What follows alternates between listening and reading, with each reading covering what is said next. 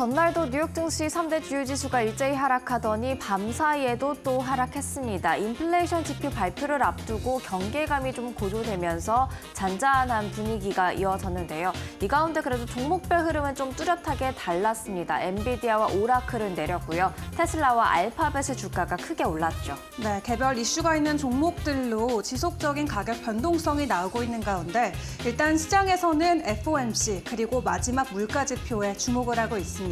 오늘 시장 분위기 한번 꼼꼼하게 점검해 보도록 할 텐데요. 마감 상황 확인해 볼까요? 네, 3대 주요 지수 일제히 하락했습니다. 다우 지수가 0.35% 하락으로 마무리 지었고요. 나스닥 지수도 0.25%가량의 내림세로 S&P 500 지수 0.29% 하락세로 마감을 지었다는 소식을 전해드립니다. 장 초반에는 그래도 일제히 좀 상승 흐름을 보였지만 차익 실현 나오면서 소폭 내리는 모습이었는데요. 이슈들 점검해보러 넘어가 보겠습니다.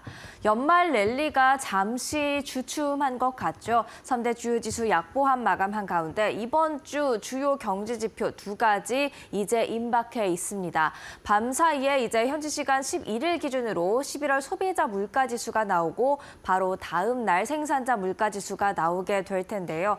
이 두 가지 지표가 다음 주로 예정돼 있는 12월 FOMC에 영향을 줄 수 있기 때문에 어떻게 나오는지 지켜보자라는 게 투자자들의 심리일 것 같습니다. 그렇다면 이날 전체적인 분위기 어땠는지 장중의 히트맵을 통해서 함께 확인해 보시죠. 테슬라와 알파벳이 유독 쨍한 초록색, 그만큼 강하게 올랐다는 그런 표시를 내고 있습니다. 테슬라와 구글의 이야기 잠시 이후에 살펴보도록 하고요. 오라클은 반면 7%대 하락률을 기록을 했는데 실적에 따른 급락세로 시장의 주목을 받았던 종목 중 하나가 되겠습니다. 그리고 엔비디아를 비롯한 다른 반도체주도 일제히 다 하방 압력을 받았는데요.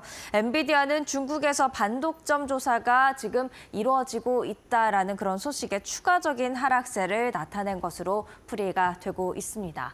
그렇다면 빅테크에 대한 이슈들 먼저 점검을 해볼까요? 빅테크입니다. 먼저 엔비디아의 소식입니다. 중국의 규제당국 반독점법 위반 혐의 조사에 연속적인 하락세를 나타낸 모습이고요. 알파벳은 윌로우를 공개했습니다. 퀀텀 컴퓨터에 사용되는 칩이 되겠는데요. 퀀텀의 상용화까지 수년이 걸리겠지만 구글의 기술 리더십을 재확인할 수 있는 그런 시그널이 나왔다라는 게 월가의 평가가 되겠습니다. 이어서 테슬라입니다. 중국 판매량 호조를 보이고 있고요. 그리고 모건 스탠리와 뱅크 오브 아메리카가 목표 주가 동시에 $400로 상향 조정한 바 있습니다. M7 어떻게 마감했는지 종가 함께 확인해 보시죠. 애플의 주가 0.43% 상승으로 마무리를 지었고요. 이어서 엔비디아입니다.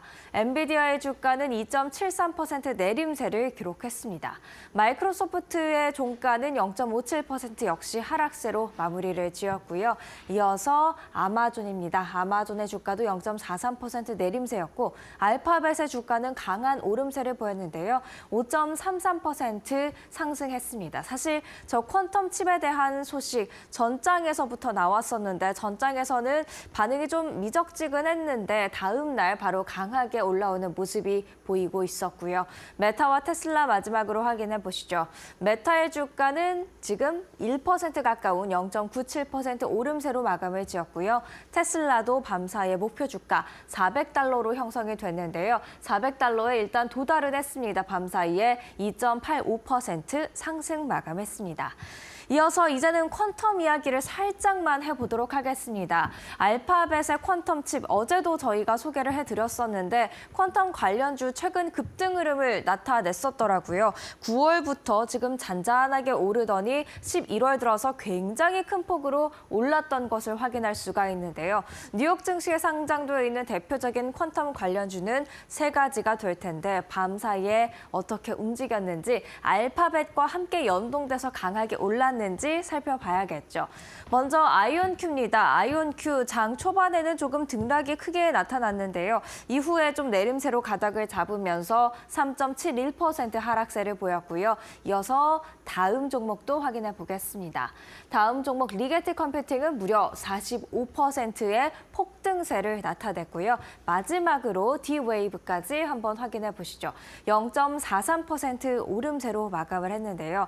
퀀텀 관련주 3개 중에서는 1개만이 폭등세를 보였다는 점 체크해 볼 수가 있겠네요.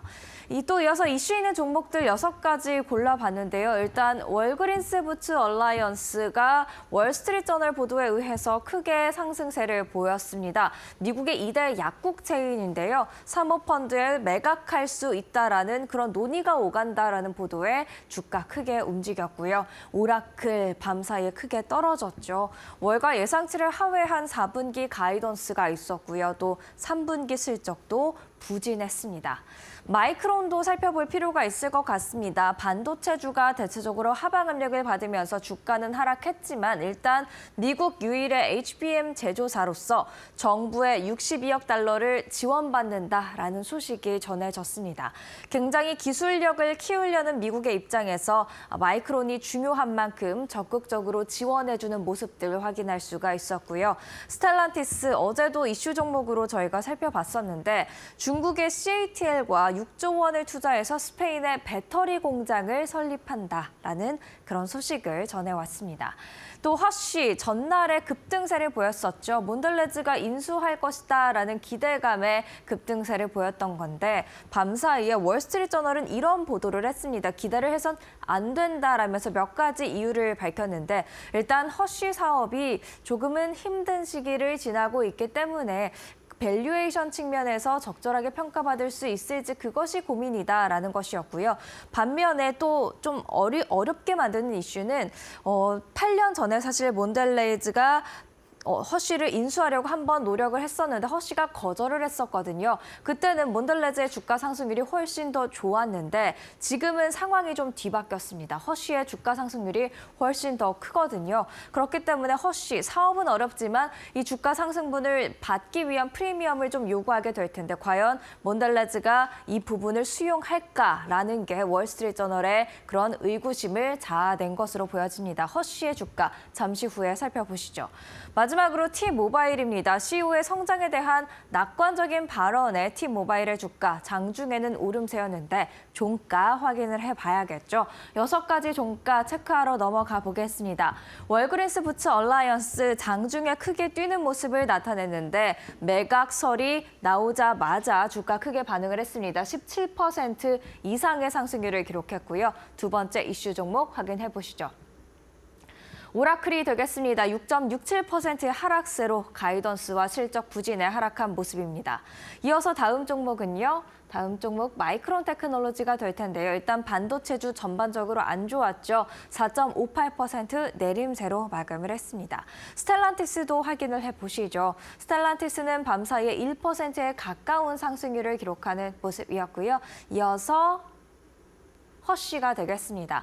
허쉬 전장에서는 급등을 했었는데 밤사이에는 3.36% 하락하는 모습이었습니다. T모바일도 마지막으로 확인해 봐야겠죠. T모바일 낙관적인 CEO의 발언에 2%대 상승률을 기록하는 모습이었습니다.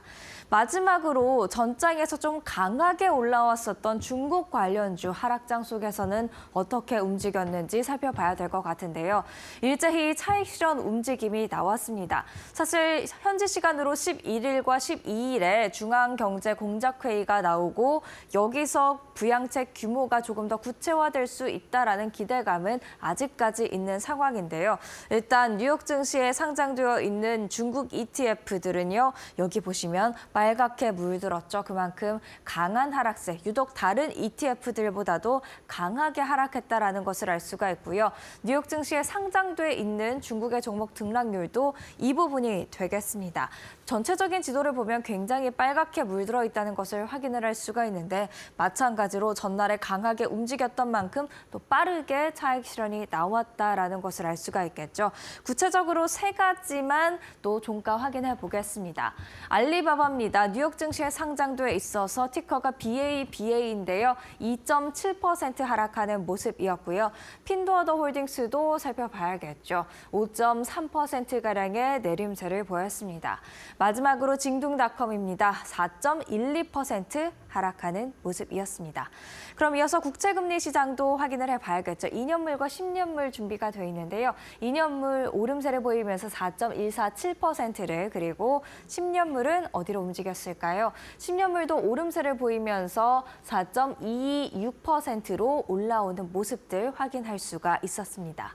이어서 국제 유가와 국제 금값도 체크해 보겠습니다. WTI 보합세입니다. 강보합권에서 현재 움직이고 있는데요. 시리아에 대한 우려가 좀 줄어든 가운데 중국 부양책 기대는 여전하다라는 여러 가지 이슈들이 혼재돼 있었습니다.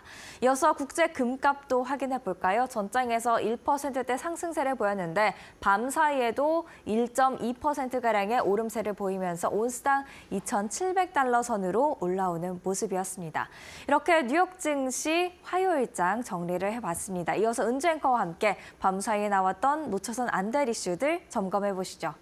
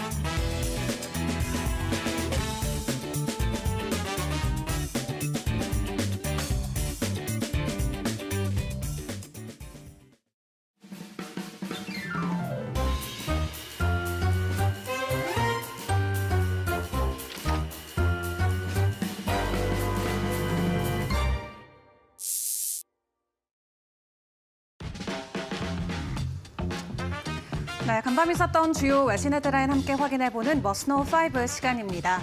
이번 한 주 동안 뉴욕 증시는 다음 주에 있을 FOMC 연준 회의를 앞두고 눈치 보기 그리고 숨고르게 장세에 들어가고 있는 모습입니다.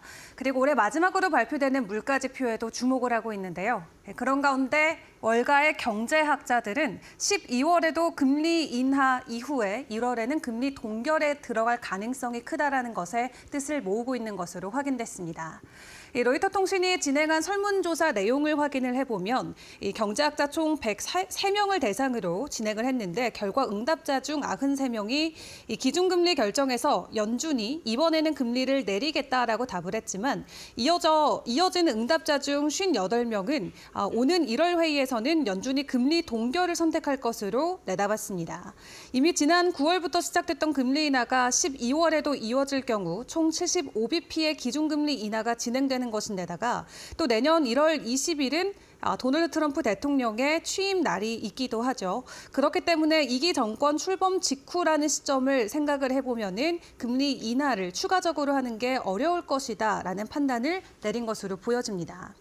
그런 가운데 바클레이즈의 조나단 밀러 수석 이코노미스트는 견조한 소득과 일자리 증가에도 이 고용 지표는 다소 부진한 모습을 보이면서 12월에 추가 인하가 필요하다라고 강조하기도 했고요.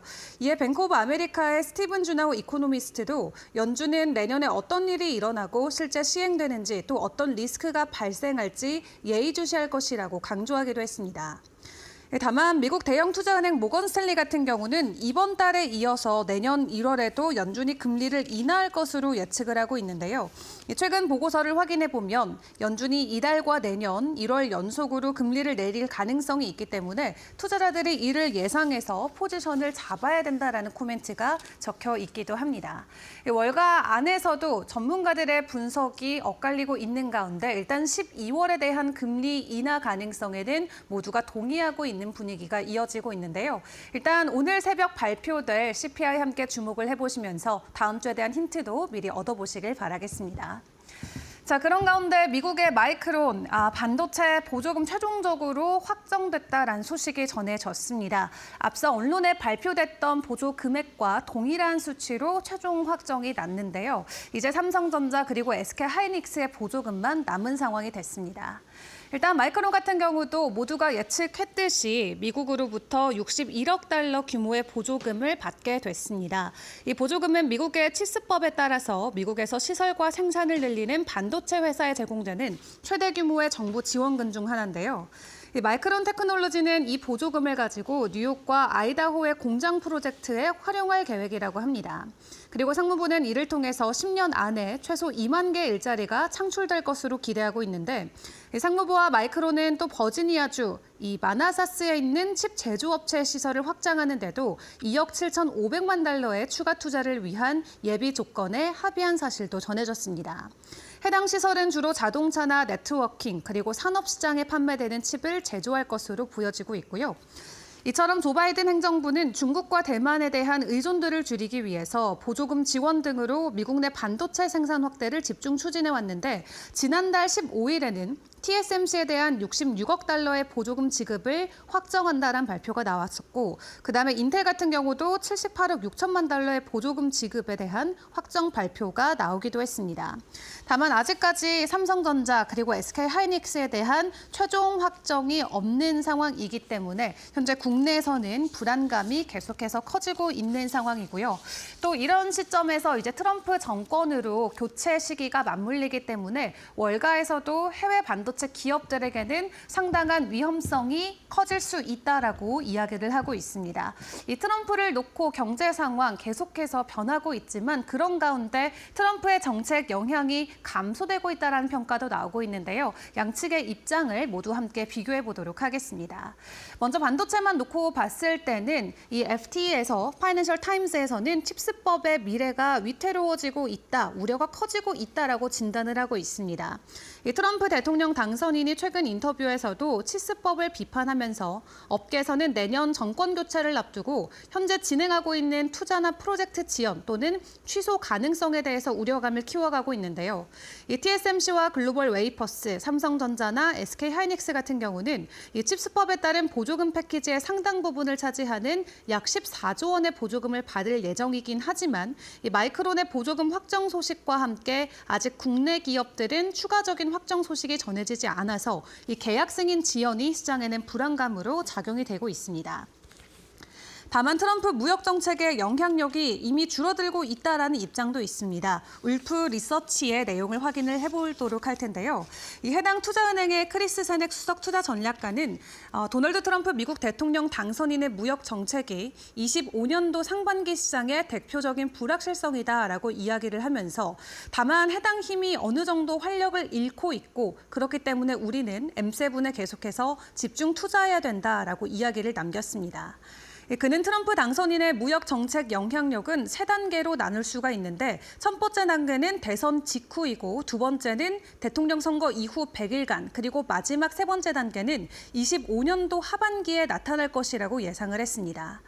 그 이유는 트럼프 당선인의 무역 정책 자체가 경제 성장에 긍정적인지 혹은 부정적인지 일단 시행하고 나서 나올 경제 지표들을 확인을 해봐야 되기 때문이다라고 하는데요.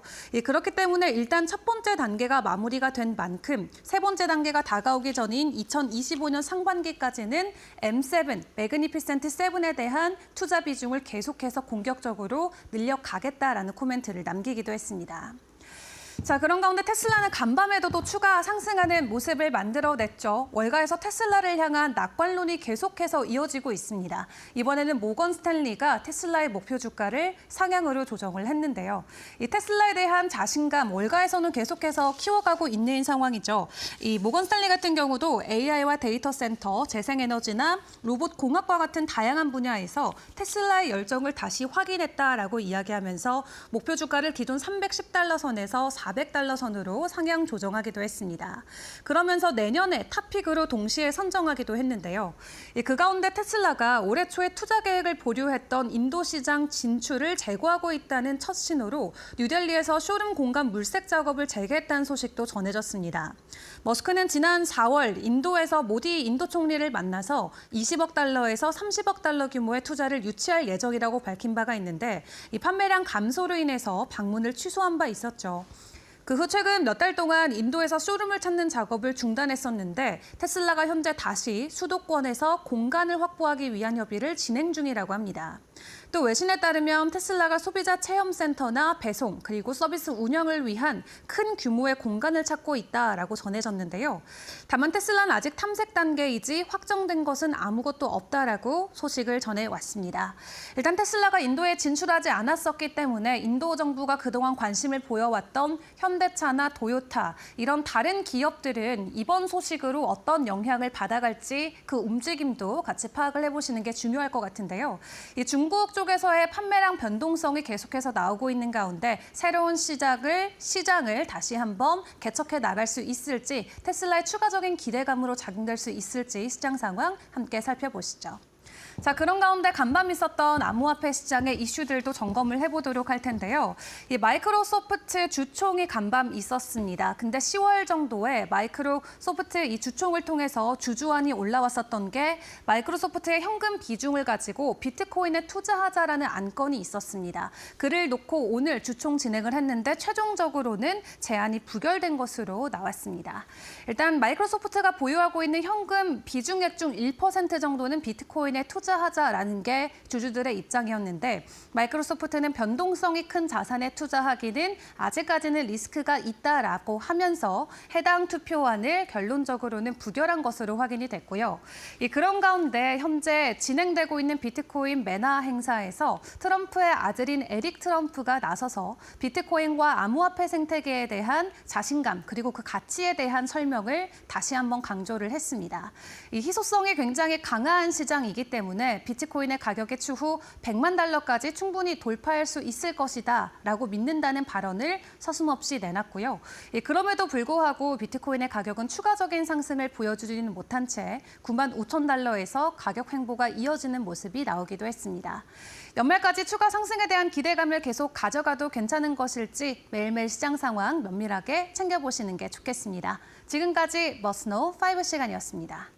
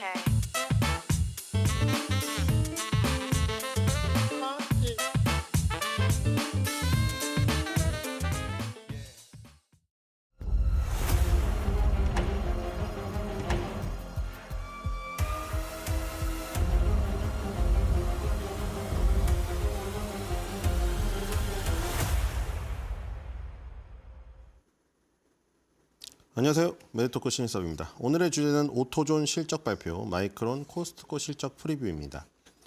자, 이번 주에는 이제 내일부터는 물가 지표가 나오기 때문에 고용과 물가, 최대 고용과 물가 안정을 추구하는 연준, 금리 결정을 앞두고 굉장히 중요한 판단 지표들이 나옵니다.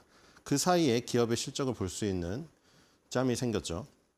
이제 그 매파랑 비둘기파로 나뉘어 있는데 연준의 두 가지 목표가 뭐라고 했죠? 최대 고용과 물가 안정이죠.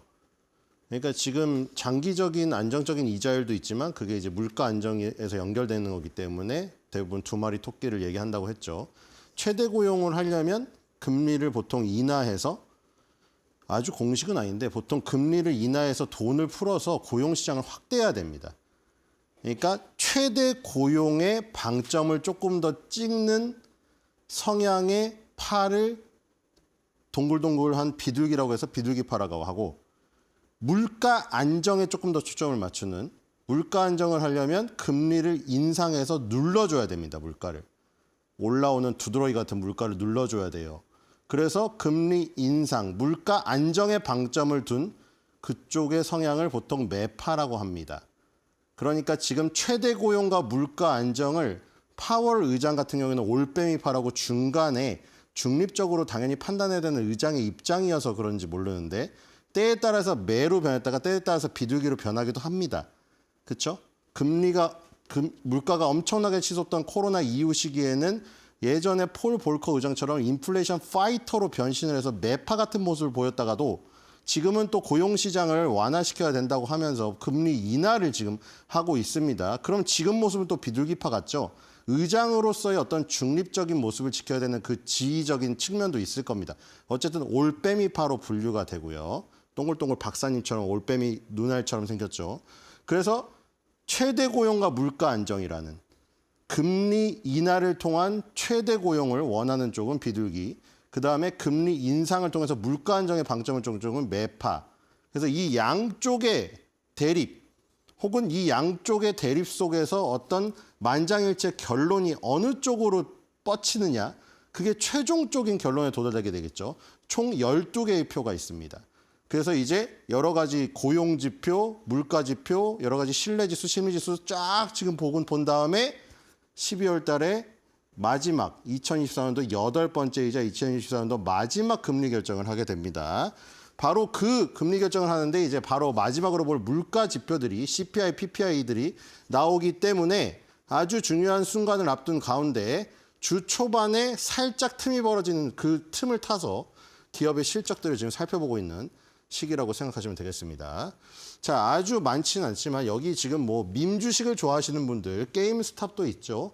하지만 게임스탑이 열풍을 불러일으킬 그 당시만큼 지금 뭐 그 당시의 뜨거움은 이제 없는 것 같습니다. 어쨌든 아직도 지금 그 추종자들이 상당히 많고 가끔 게임스탑의 그 밈을 창시한 그 분이 X에 나와가지고 방송을 할 때면은 서버가 폭주하곤 하죠. 어쨌든 게임스탑의 실적이 발표가 되고요. 그다음에 메이시스 같은 이 백화점 유통업체의 실적도 발표가 됩니다. 물론 지금 아마존이라던가 아니면은 지금 그 뭐 타겟이라던가 이런 쪽으로 지금 다 변환이 되어버렸지만 메이시스 같은 백화점도 살 길을 찾기 위해서 노력을 엄청 많이 하고 있죠. 노드스트롬이나 메이시스도 백화점 다 폐점시키고 온라인으로 막 전환하려고 뭐 몸부림을 치고 있습니다. 자, 그다음에 어도비 실적이 발표되고요. 어도비가 그 주가가 인공지능 챗GPT 때문에 급락하기도 했었죠.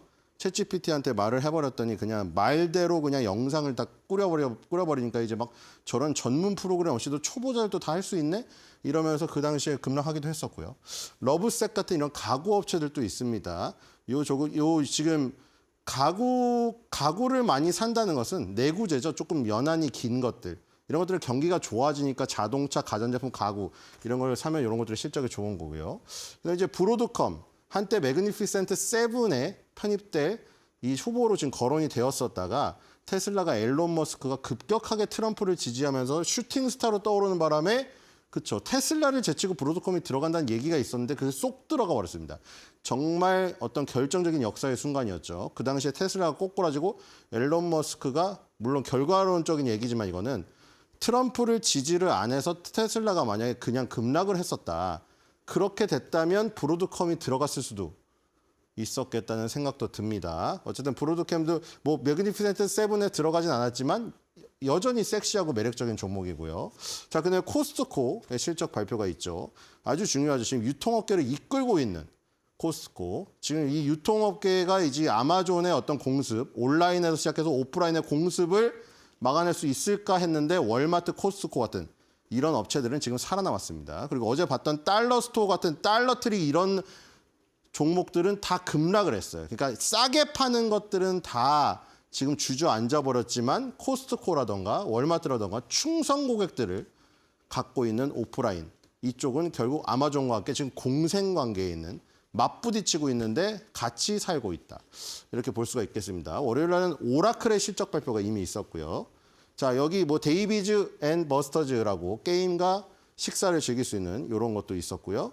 여러 가지 골고루 실적 발표가 그래도 있었습니다. 듬성듬성하지만 그렇죠. 워낙에 우리가 매그니피센트 7에 너무 관심을 갖고 있어서 이 지금 매그니피센트 7이 굉장히 많이 없는 가운데 뭐 텅 비어 있는 걸로 보이지만 소비주라던가 유통주, 뭐 가구 관련주, 뭐 이런 거 브로드컴도 있고요. 여러 가지 있었습니다. 뒤로 가고 있습니다. 있을 예정이죠. 자, 일단 실적 나온 것부터 볼게요. 오토존이 실적을 발표했습니다. 자, 우리나라로 따지면 뭐 카센터 같은 거, 뭐 타이어뱅크 뭐 이런 건데, 자, 예전에 어디였죠? 그거 언론에 크게 나서 한번 난리가 났었잖아요. 어떤 타이어 전문점에서 마침 그게 안 찍혔으면 또 그 소비자들이 다 당할 뻔했죠. 일부러 휠을 구부러뜨린 다음에 소비자한테 덤태기를 씌워가지고 다 갈게 만드는 그게 CCTV가 노출되면서 한바탕 난리가 났다는 적이 있었죠. 그래서 이제 이 오토존 같은 이 타이어나 뭐 수리점이라던가 아니면 코스트코 이제 뒤에 나올 텐데 저는 코스트코에서 제일 마음에 드는 게 타이어 센터더라고요. 그러니까 타이어를 갈려고 하는데 막 그런 이 타이어 공장의 이미지들 때문에 그냥 못 가니까 코스트코에서 할인 행사를 할 때 가서 갈면은 코스트코 상품권도 줘서 바로 코스트코 물건으로 또 바꿀 수가 있거든요. 그 오픈런을 해서 새벽 5시에 가도요. 사람이 30-40명이 줄을 대기하고 있습니다. 엄청나거든요. 근데 코스트코 타이어 센터가 차라리 그래서 난 거예요. 코스트코 타이어 센터에 사람들이 그 오픈런 하는 이유가 신뢰도가 없으니까 그냥 코스트코 타이어 센터 가면은 가격도 뭐 아주 최저가는 아닌데 거기서 사면 상품권도 주니까 최저가에 맞춰지는 것이고 그리고 코스트코에 대한 신뢰도가 있으니까 그렇게 사람들이 많이 가더라고요. 전 지방에서 올라오시는 분도 봤거든요. 지방에 코스트코가 없어서 양재동까지 올라오셨더라고요. 그래서 제가 얘기를 나눠봤는데 그래서 그런 것들 지금 이런 자동차 수리점에 대한 신뢰도가 떨어지는 일이 발생되면 타격이 엄청 큰데 그런 것들이 발생되지 않으면 매장 수도 늘어나고 실적도 좋아지겠죠. 자, 그래서 매출이 일단 늘었습니다. 2% 증가해서 4.3 빌리언 달러 나왔고요. 넷 인컴 순수익이 564.9 밀리언 달러 나왔는데 마이너스 5% 줄었습니다. 딜루이트 EPS. 자, 딜루이트가 나왔군요. 자, 어드저스트도 아니고 논갭도 아닙니다. 딜루이트는 뭐였죠? 희석된. 그러면 무조건 지금 현재 보통주에 대한 주당 순이익보다는 줄겠죠. 희석이 됐으니까. 그러니까 지금 예를 들어서 피자 한 판을 10명이 먹고 있는데 저 뒤에 피자집 사장님이나 임원으로부터 받은 피자를 어느 순간에 먹을 수 있는 권리 티켓을 갖고 있는 애들이 줄을 서 있어요. 그러니까 지금 한 판은 10명이 먹고 있는데 걔네들이 당장 피자를 먹을 수 있는 권리 쿠폰을 바꿔서 피자를 먹는데 동참을 해버린다. 10명이 동참을 했어요. 그럼 어떻게 되죠? 피자 한 판을 10명이 먹고 있었는데 갑자기 피자 한 판을 20명이 나눠 먹어야 됩니다. 그럼 조각의 숫자가 어떻게 되겠어요? 내 몫이 작아지겠죠. 바로 그걸 표현해 준 게 희석된 EPS, 딜루이트 EPS입니다. 이런 거를 표현하는 경우는 뭐겠어요? 그런 스톡 옵션이라던가 전환 사채라던가 이런 게 많이 발행됐다는 얘기겠죠. 그거를 지금 당장 바꿔서 여기 참여를 했을 때 그 EPS입니다. EPS가 주당 순이익이기 때문에 희석돼 버리면 주수가 늘어난다는 거죠. 아까 전에 피자를 먹는 사람들이 늘어난다는 거예요. 그러니까 이 한 조각, 피자 한 조각의 가치가 적어지는 것처럼 한 조각, 한 주에 순이익이 작아지는 효과가 나겠죠. 그 딜루이트 EPS가 나왔는데 32.52 플랫이고요. 근데 오퍼레이팅 프로피트, 영업이익입니다. 영업이익이 마이너스 1%라서 841.1 밀리언 달러 나왔습니다. 이렇게 그 영업적인 걸로 번 돈을 따로 표시를 해주겠죠. 왜냐하면 지금 이후 희석된 주당 순이익이니까 굉장히 많이 그런 전환사채나 그 스톡옵션이 많이 발행된 게 바로 실행이 됐을 때 내 몫이 줄어드는 이익, 그걸로 해서 쭉 쪼그라든 걸로 보이니까 쪼그라든 거 말고 영업으로는 돈을 얼마나 벌고 있는가 또 이렇게 표시를 해준 것이고요. 자, 그리고 동일 매장 매출 비중이죠. 항상 이런 유통업체라던가 소매업체의 중요한 거. 그러니까 지금 이번 분기에 폐점한 업체라던가 개점한 업체 같은 건 빼고 폐점한 업체는 어차피 장사를 안 할 테고 개점한 업체는 아직 오픈빨이 있던가 아니면 아직 본궤도로 올라오지 않았기 때문에 비교할 수가 없겠죠. 그러니까 지금 현재 뭐 3개월에서 6개월 정도 우리 비교 대상으로 놀 만한 동일 매장들을 놓고 비교를 했을 때 성장률인데 그 성장률이 2021년도 3분기, 2분기에는 굉장히 높았습니다. 와, 무려 30%였는데 그게 줄어들어서 지금은 2024년도 들어서는 0.3, 1.2 요 정도를 유지하고 있다는 거. 요게 조금 그 아쉬운 부분이고요. 그리고 아까 말한 대로 신뢰도가 그런 만약에 우리나라의 그런 사태들 뭐 그죠? 삥땅을 친다던가 타이어를 막 일부러 구부러뜨려가지고 소비자한테 넘긴다거나 이런 게 언론에 대서특필되면 이런 업체들은 엄청나게 타격을 받으면서 매장 수가 줄어들 수밖에 없을 텐데 지금 이번 분기에 매장 수가 늘었습니다. 지금 여기 보니까 오토존이 이번 분기에 이 미국에 23개, 멕시코에 6개, 브라질에 5개의 신규 매장이 오픈이 되어서 34개의 신규 매장이 오픈이 됐고요. 지금 현재 전 세계에 7,387개의 매장이 있네요. 여기 미국에 당연히 도메스틱, 국내 64.55를 차지하고 있고 멕시코 바로 옆에도 800개를 차지하고 있습니다. 과연 이 트럼프가 들어선 다음에 이 멕시코에 대한 관세를 매기고 장벽을 세우는 부분, 이 부분이 어떻게 작용할지 모르겠는데요. 어쨌든 지금 멕시코에도 매장이 800개가 있다는 거, 그리고 브라질에 132개가 있다. 그래서 미국, 멕시코, 브라질을 통해 장사를 하고 있는 업체라고 보시면 될 것 같습니다. 자, 뒤로 가겠습니다. 자, 목표 지금 성향은 모더레이트 바이, 15바이, 4홀드, 원셀이 나왔습니다. 뒤로 갈게요. 자, 3,334.76. 와, 엄청 높군요. 자, 지금 이미 목표 주가가 도달됐네요. 1.12가 오히려 떨어져야 평균 목표 주가입니다. 평균 컨센서스가 이미 도달됐습니다. 뒤로 가겠습니다. 한 주당 가격 진짜 비싸죠? 자, 이것도 액면 분할을 할까요? 자, 일봉을 보겠습니다. 아, 실적이 뭐 매출만 좀 늘었고 순이익은 그렇게 크다지 영업이익이나 이런 게 크게 늘지는 않았는데 그렇죠. 주가는 지금 뭔가 기대감에 의해서 반영을 하고 있군요.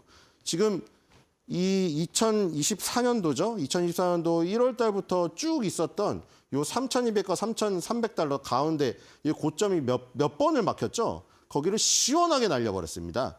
이렇게 장대 양봉으로 날려야 여기를 뚫을 수 있기 때문에 이렇게 매물대가 많은 데를 뚫으려면 이걸 날려야 돼요. 그러니까 이렇게 두근두근 두들기는 순간에 여러분들은 분할 매수를 해서 들어가 있었어야 되죠. 그래야 이걸 먹을 수가 있습니다. 어쨌든 일봉에서 고점을 시원하게 뚫어버렸고요. 52주 신고가가 되겠죠. 이렇게 되면 1년 신고가니까요. 뒤로 가겠습니다. 자, 주봉에서도 아주 시원하게 뚫렸군요. 자, 이 지금 2024년도 아까 말한 이 고점을 뚫어버렸기 때문에 새로운 공간이 열렸습니다. 정말 아주 예쁜 모습이죠. 자, 뒤로 가겠습니다. 자, 여기도 상당히 예쁜 모습이죠. 자, 50개월 선 정확히 2020년대도 지켰고요. 그렇죠? 이 선을 다 지어보면은 거기 걸린 부분이 어딘지 안 보이죠? 근데 이 선을 다 그려놓으니까 어때요? 정확히 걸리지 않습니까? 빨래줄 마냥? 그러니까 이게 의미가 없을 수가 없는 거죠. 지금 수많은 종목들을 봤는데 전부 그렇잖아요. 그러니까 이런 중요한 의미가 있는 선들은 무시할 수가 없는 겁니다. 이게 우연으로 아무데나 걸린 게 아니거든요. 이 선을 지어놓은 상태에서 보면은 모르지만 선을 딱 그려면 정확히 걸려버리죠. 여기 코로나19 때 정확히 지지됐던 부분은 50개월 선이죠. 그렇죠? 50개월 선이었으면은 그냥 인생을 걸어야 됩니다. 그렇죠? 여기서 인생을 베팅을 했었어야 되고 그다음에 20개월 선 타고 올라가죠. 이렇게 급등한 종목들은 20개월 선 타고 올라갑니다. 여기도 마찬가지죠. 20개월 선, 20개월 선, 20개월 선, 20개월 선. 의미가 없을 수가 없는 거죠.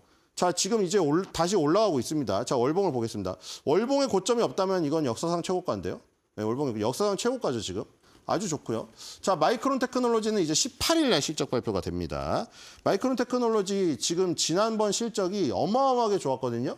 2024년도 4분기에 매출액이 93% 증가했었고 GAAP 기준으로 887밀리언 달러인데 2023년도 4분기에는 1.43 빌리언 달러 무려 손실이 났어요. 근데 완전 대전환이 이루어졌고요. 그다음에 EPS가 0.79였는데 그것도 당연히 순이익이 저렇게 마이너스 나니까 주당으로 나누니까 주당 순손실이 1.31이었는데 대전환으로 플러스 0.79로 바꿔놨습니다. 자, 이제 논갭이 나왔군요. 논갭을 하면 무조건 커진다고 했죠? 0.79였는데 1.28로 커졌죠. 일회성 비용이라든가 감가상각 비용을 날려주는 겁니다. 실제로 내 본업에서 본 돈, 꾸준히 버는 돈을 알려주기 위해서 이렇게 둘 다 표시를 한다. 이게 둘 다 표시를 안 하면 또 어떤 부분이 있다고 했죠? 너무 요 논갭만 해가지고 그냥 뻥튀기를 시킬 수가 있기 때문에 둘 다 표시를 해줍니다. 그리고 이런 것들은 보통 성장주나 IT주에서 보통 이렇게 표시를 한다고 했죠. 자, 1.18달러 나왔고요. 예, 로스 손실이었던 부분이 또 이것도 전환됐습니다. 자, 이 부분도 마찬가지죠. 컴퓨터 네트워킹 비즈니스가 지금 39% 차지하고 있는데 이 부분이 100% 넘게 성장했고요. 스토리지 비즈니스가 21.7인데 여기도 100% 넘게 성장을 했습니다. 자, 마이크론 테크놀로지가 지금 디램하고 낸드 플래시 69%, 31%. 대단한 흐름이죠. 자, 이렇게 되면은 SK 하이닉스를 바짝 추격하는 흐름이죠. 디램 낸드 플래시 부분에서. 자, 마이크론 테크놀로지가 이제 아까 말한 대로 보조금까지 지금 받았죠. 16억 달러의 보조금이 확정됐습니다. 자, 마이크론 테크놀로지랑 인텔은 미국 기업이라는 게 최대 장점이에요. 만약에 저게 멕시코 기업이나 어디 대만 기업이었어 봐요. 트럼프가 정권 잡고 어떻게 했을지. 그렇죠? 엄청 눌렀을 겁니다. 제가 뒤로 가겠습니다. 18일 날 실적 발표 수요일 오후 2시 35분 동부 시간 기준으로 발표됩니다. 자, 149.81. 무려 53.38을 지금 올라야 평균 컨센서스군요. 그러니까 주가가 지금 좋다는 건 다들 알고 있잖아요. 그러니까 이거는 주가가 안 좋은 게 아니라 평균 컨센서스가 너무 높은 거죠, 이거. 지금 뒤로 가겠습니다. 목표 주가 평균이 지금 149. 그쵸? 그러니까 스트롱 바이죠. 저게 만약에 주가가 안 좋고 저렇게 괴리가 벌어졌다면 저기 안 좋겠죠. 목표 성향이. 스트롱 바이입니다. 23바이, 원홀드, 원셀의 마이너리티 리포트가 있고요. 뒤로 가겠습니다. 자, 일봉상으로는 지금 지지부진한 모습입니다. 지금 아까 전에 말한 대로 지난번에 실적 발표가 상당히 좋아가지고 그 뒤로 좋았는데 그 뒤로 순수 반도체 종목이 안 좋았어요. 지금 4대 지수 보면은 누구만 헤매고 있어요? 필라델피아 반도체 지수만 헤매고 있죠. 그러니까 인텔이나 이런 마이크론 테크놀로지 이런 회사들의 주가가 매그니피센트 7보다 지금 좋지 않다는 얘기예요. 이 마이크론 테크놀로지의 주가랑 필라델피아 반도체 지수랑 엄청 유사합니다. 일봉 보시면 헤매고 있어요. 뒤로 가겠습니다. 자, 주봉도 마찬가지죠. 여기죠. 50주선 밑에 있으니까 이렇게 힘든 거예요. 왜 힘든지 알겠죠? 여기 보면은 너무 정확하지 않습니까? 이게 우연이면 여기다 갖다 자루 이렇게 그어놓을 수가 있어요. 이게 50주선에 딱 지지받다가 지금은 그게 저항으로 바뀌니까 못 올라가고 있죠. 자, 50주선을 다음 분기 실적 18일 나올 때 먼저 회복을 하던가 나오고 나서 회복을 해야 빨리 복귀를 합니다. 그렇죠? 여기 50주선 밑에 있을 때는 항상 하락이었고 50주선 위에 있을 때는 상승이었기 때문에 지금은 불리한 상황이죠. 빨리 회복을 해야 돼요. 자, 뒤로 가겠습니다. 다른 것보다는 불리하다는 거. 단 월봉에서는 20개월선의 지지를 지금 받고 있다. 밑에. 그렇죠? 20개월선의 지지가 있고 50주선의 지지만 회복하면은 다시 상승세에 복귀할 수 있다. 지금 많이 까먹었습니다. 자, 뒤로 가겠습니다. 순수 반도체 업체들은 주가가 그렇게 뜨겁지 않죠. 자, 이제 코스트코 금요일 날 나올 거죠. 자, 유통주를 투자하시는 분들에게는 거의 지표가 될 만한 주식이죠. 1% 매출이 증가했었고요. 순이익이 9% 증가했고 딜루이트 EPS. 여기도 딜루이트를 표시해야 된다네요. 그렇죠? 희석된. 뭔가 이것도 지금 스톡옵션이나 전환사채 같은 거 많이 뿌려놨나 봐요. 그래서 희석되면은 이렇게 5.29가 된다. 그리고 근데 영업이익으로 번 돈은 9% 증가해서 3.04 빌리언 달러고요. 저희 98%가 그냥 판매예요. 소매 판매고. 자, 이 부분이 상당히 좋죠? 오토존에 비해. 오토존도 주가는 좋지만 동일 매장 매출 성장률이 예전에 막 30% 갔다가 지금 0.1, 0.1 막 이러잖아요. 0.3. 근데 이 코스트코는 지금 2024년 3분기 들어서 오히려 뜨거워지고 있습니다. 지금. 6.6%, 5.4%. 와, 대단한 성장률이에요, 지금. 미국에서 5.3 성장했고 이커머스가 눈에 띄네요. 18.9. 그렇죠? 코스트코는 반대로 온라인으로 가고 아마존은 반대로 오프라인으로 가고 그 교집합에서 충돌이 일어나지만 각자의 시그니처 같은 특기를 가지고 둘 다 살아남고 있는 모습이죠. 뒤로 가겠습니다. 아주 좋아요. 자, 지금 999.85 이것도 곧 $1,000를 갑니다. 0.23만 올리면 컨센서스에 도달돼요. 이것도 목표 주가 올려야겠네요. 또 뒤로 가겠습니다. 그렇죠? 증권사 목표 주가 다 도달됐어요. 벌써. 모더레이트 바이 17바이의 7홀드입니다. 뒤로 가겠습니다. 의견은 이상하게 마이크론 테크놀로지인데 자, 일봉도 보세요. 고점 추세선을 돌파해버렸죠. 그리고 이렇게 조정하고 있죠. 위로 올라가면서 조정. 정말로 강합니다. 지금. 자, 뒤로 가겠습니다. 엄청 세요. 지금. 자, 지금 역사적 신고가. 자, 여기도 보시죠. 20주선, 20주선, 20주선, 20주선. 정말 딱딱 자로 그은 듯이 맞죠? 20주선에 올 때마다 매수하면 되는 겁니다. 자, 뒤로 가겠습니다. 자, 월봉에서도 신고가죠. 월봉은 지금 이격이 너무 벌어졌죠. 만약에 이걸 지금 못 사서 20개월 선에서 기다려도 되는데 그러기에는 너무 코스트코가 계속 가버립니다. 주봉 보고 사야 돼요. 자, 어쨌든 코스트코도 지금 계속 이렇게 가고 있는데 자, 매그니피센트 7 못지않죠, 이거 지금. 그쵸? 코스트코 만약에 회원권이 있으신 분이라면 우리나라 사람이라면 자기 코스트코 회원권 뽑아내야 되고 지금 타이어 저처럼 맞추신 분들 코스트코 저거 사면은 회원권 가격 몇 면치 뽑아요. 반드시 회원권을 사신 분들, 타이어 센터를 이용하신 분들, 코스트코의 주주가 돼서 같이 누리시기 바랍니다. 자, 오늘의 한 줄 매도평입니다. 타이어 갈러 오토존으로 갈까요? 코스트로 갈까요?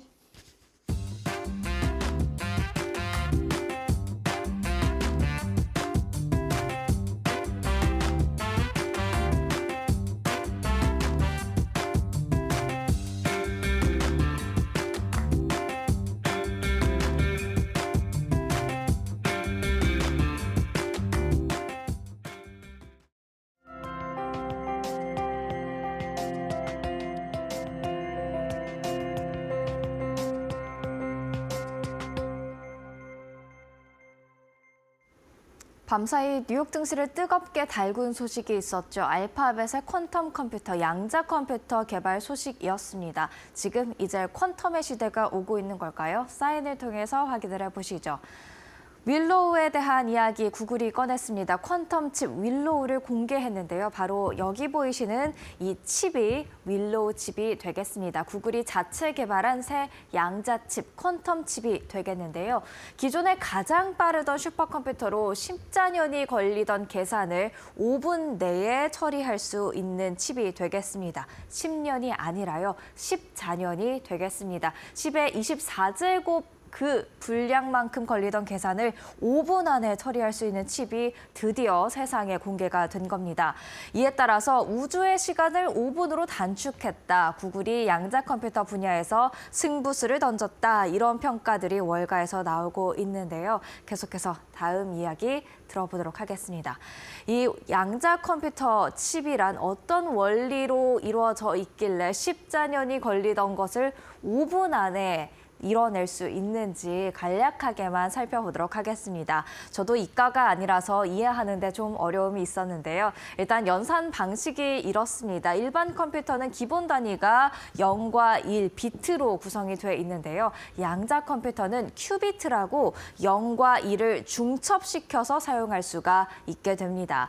그리고 이렇게 0 또는 1의 이진값, 0과 1의 중첩 가능하기 때문에 처리 방식도 또 다릅니다. 일반 컴퓨터는 순차적으로 계산을 해야 한다면 양자 컴퓨터 안에서는 병렬로 계산이 되기 때문에 한꺼번에 더 많은 계산이 이루어질 수 있게 되는 거죠. 그렇기 때문에 양자 컴퓨터가 훨씬 더 빠른 속도로 모든 것을 처리할 수 있는 것이고요. 이렇기 때문에 일반 컴퓨터의 응용 분야가 계산과 데이터 처리 조금은 상대적으로 단순한 것에 치우쳐져 있다면 양자 컴퓨터는 그보다 더 복잡한 계산들이 필요한 암호 해독이나 머신러닝 등에 더 응용하기 좋다라는 그런 분석들이 나와 있습니다. 다만 이렇게 좋은 양자 컴퓨터 개발은 됐지만 지금까지 조금은 거리가 있었던 이유 바로 오류율 때문에 그렇습니다. 큐비트를 기본 단위로 하는 양자 컴퓨터는 양자 얽힘 현상으로 이렇게 문제를 해결할 때 때때로 오류가 발생해 왔다고 하는데요. 그런데 이번에 구글은 윌로우를 통해서 큐비트를 추가할수록 이 오류율이 절반씩 감소할 수 있도록 이 문제를 개선시켰다고 합니다. 그렇기 때문에 꿈만 같던 오류가 없는 양자 알고리즘의 실현 가능성을 지금 구글이 보여줬다라는 평가도 함께 나오고 있는 거죠. 다만 아쉬운 부분 있기는 합니다. 아직까지는 현실 적용이 어렵다는 건데요. 이번 윌로우 성능 실험에서 테스트용 알고리즘이 사용이 됐습니다. 즉 현실 기반으로 문제 해결에까지는 아직은 아니라는 것이죠. 다만 구글 퀀텀 AI 대표는 기존 컴퓨터가 풀지 못하는 실제 문제 해결 사례를 내년에 발표할 것이다 라면서 곧 현실 적용도 가까워지고 있다라는 시그널을 줬습니다. 그만큼 이제 양자는 우리가 꿈으로만 바라봤던 기술이 아니라 현실로 더 다가오고 있는 기술이 될 텐데요. 사실 구글만이 이 양자 컴퓨터에 뛰어들고 있는 건 아닙니다. 여러 기업들이 벌써 이 분야에서 뛰어들고 있고 기술 경쟁을 하고 있는데요. 기존의 강자로 불렸던 건 IBM이 되겠습니다. 그리고 이번에 또 IBM은 기존 제품보다 50배 빠른 차세대 양자 컴퓨터 퀀텀 헤론을 출시하면서 계속해서 나아가고 있기도 하죠. 이어서 엔비디아도 양자 분야에 뛰어든 상황입니다. 양자 관련 설계 속도를 높이기 위해서 구글이 자사의 삼성전자의 이오스 슈퍼컴퓨터를 사용할 것이다 라는 그런 코멘트 내놓은 바 있고요. 시스코도 양자 컴퓨터와 양자 정보를 전송할 수 있는 이 양자 네트워크 연동 데이터 기술을 개발 중입니다. 각자의 분야에서 또 각자의 방식으로 양자 컴퓨터 이런 분야에 계속해서 기술 개발에 노력하고 있는 기업들의 모습들을 확인을 할 수가 있었는데요. 이렇게 많은 기업들이 뛰어든 이유는 아무래도 시장 규모가 더 커질 것으로 기대하기 때문이겠죠. 실제로 고속 팽창이 하고 있고 또 예상이 되는 게 바로 이 양자 컴퓨터 시장이 되겠습니다. 2023년에 8억 8,500만 달러 규모였던 이 시장 올해 들어서 11억 6천만 달러로 커지는 모습이었고요. 그리고 2032년에는 126억 2천만 달러로 시장 규모가 훨씬 더 커질 것으로 지금 시장에서는 전망이 되고 있습니다. 그만큼 이 시장을 잡기 위한 글로벌 기업들의 노력이 굉장히 고군분투하고 있는 것이죠.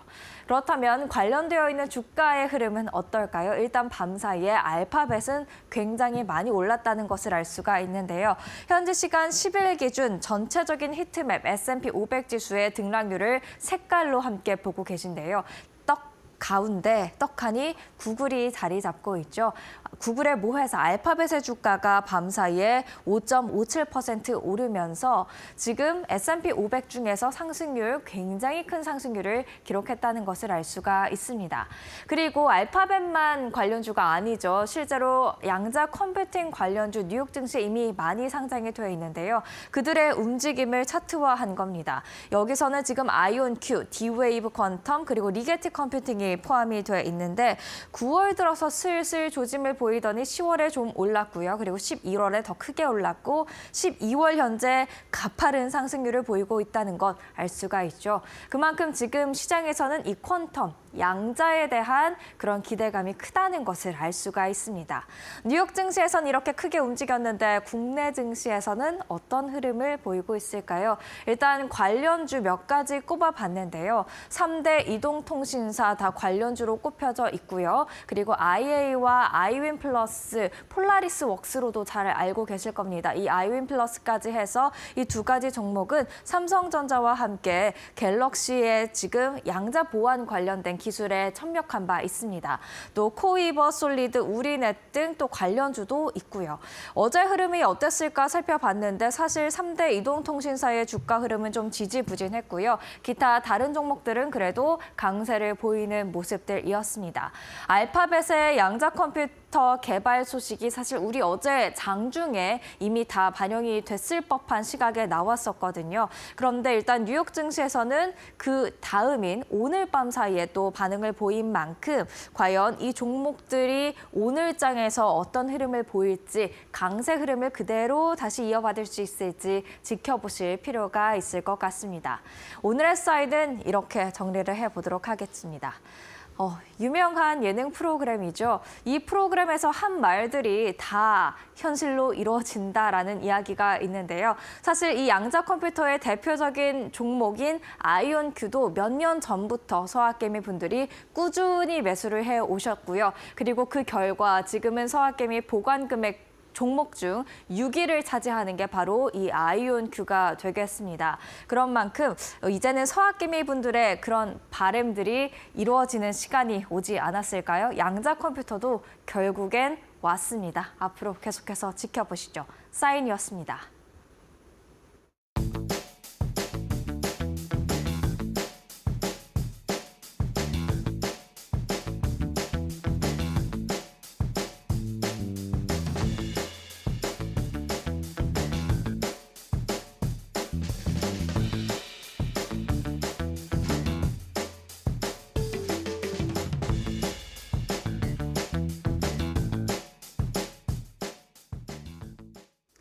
하루 만에 다시 반등에 나섰습니다. 닷새 만에 코스피 다시 한번 상승 기조로 돌아선 모습인데요. 이 탄핵 정국 조기 수습에 대한 기대감이 올라가면서 어제 코스닥은 무려 5%대 반등을 하루 만에 보여줬습니다. 올해 들어서 두 번째로 최대 상승률을 기록했던 하루였는데 이 안에서도 90%가 넘는 종목들이 일제히 상승하는 모습을 보이면서 상승 종목 수로는 역대 최대 규모를 기록을 했습니다. 매일같이 이렇게 변동성이 급격하게 나오는 시장을 하루하루 맞이를 하고 있는데요. 어제 코스피 같은 경우는 2.4%의 오름폭을 보인 채 마무리를 지었고요. 코스닥은 5.5% 급등한 채 마무리를 지었습니다. 장 초반부터 지속적으로 상승 흐름이 이어지더니 장 후반에 갈수록 더 강해지는 전략 후강의 모습이 어제 시장에는 그대로 나왔고요. 다만 외국인 같은 경우는 어제장에서도 코스피를 매도 흐름으로 반응을 하기도 했습니다. 그리고 여기서도 개인들이 그 전날 1조 원대 매도한 것에 이어서 어제도 8천억 원 가까이 순매도 흐름을 이어갔고요. 여전히 탄핵 정국에 대한 우려감이 개인들의 투심을 현재는 위축시키고 있는 모습이 이어지고 있습니다. 자, 그런 가운데 외국인과 기관들의 순매수 상위 종목 이름을 보시면은 대부분 대형주 위주로 대거 사들이고 있는 모습이 나오고 있는 상황이고요. 그 안에서도 루닉과 같이 AI와 엮인 테마주 안에서의 움직임이 시장에서는 연일 포착이 되고 있는 모습입니다. 그리고 어제 52주 신고가 갔던 종목들도 보시면 여전히 정치 테마주의 종목들이 일제히 52주 신고가에 달성한 것을 볼 수가 있었는데요. 그 전날에 이어서 이날 또한 20개가 넘는 종목이 정치 테마와 연관돼서 상승을 보여줬고 그로 인해서 52주 신고가를 돌파하는 모습이 계속해서 보여지고 있습니다. 여전히 어제 시장에서도 정치 테마주들이 굉장히 강했습니다. 테마의 움직임 같이 확인을 해보도록 할 텐데요. 어제도 이재명 대표와 관련해서 무려 16개 종목이 상한가 안착을 했고요. 한동훈 대표와 관련해서는 4개의 종목이 상한가 안착을 했습니다.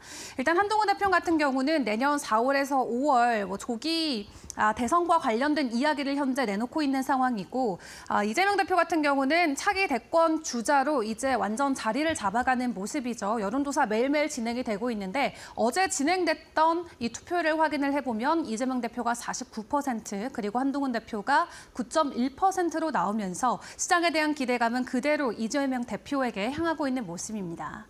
그렇다 보니까 이재명 테마주의 투자 경고 그리고 매매 거래 정지 현황이 매일매일 업데이트가 되고 있습니다. 연일 상한가 수차례 안착을 하면서 오리엔트전공 같은 경우는 5연상 기록을 하면서 오늘은 아래 거래 정지에 들어가는 모습이고요. 동신건설 또한 동일합니다. 일단 정치 테마주 같은 경우는 사실 이 정치인과 실제적인 관련성이 없는 종목들이 훨씬 더 많이 있기 때문에 투자에는 더 각별히 주의를 하시는 게 중요할 것 같고요. 또 정치적인 리스크가 조금만 완화되는 모습이 나오더라도 지금까지 올랐던 부분에 대한 차익 실현 매물이 대거 쏟아질 수 있기 때문에 투자하시는 데는 꼭 주의를 해보시는 게 중요할 것 같습니다. 그래도 어제는 정치 테마주 외에도 여러 가지 이슈들이 시장 안에서 주목을 받고 부각이 됐었는데요. 대표적으로 이렇게 6개 섹터 함께 확인을 해볼 수가 있겠죠. 어제 대거원 테마 안에서도 상한가 들어가는 종목들이 나왔습니다.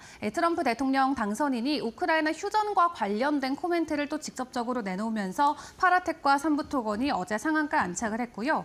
그리고 중국 소비 관련주들 지금 중국에 대한 부양책 기대감을 안고 연일 상승 흐름을 나름 보여주고 있습니다. 그 가운데서도 화장품 관련주들이 두 자릿수 이상 올라가는 종목들이 어제장에서 대거 포착이 됐었고요. 또 오징어 게임 관련해서도 현재 기대감이 나오고 있죠. 미국 골든글로브 시상식 최우수 TV 드라마상 후보 지명됐다는 소식이 전해졌는데 상한가 간 종목들의 이름을 사실 보시면 이 한동훈 대표 테마주와 동일한 종목들입니다.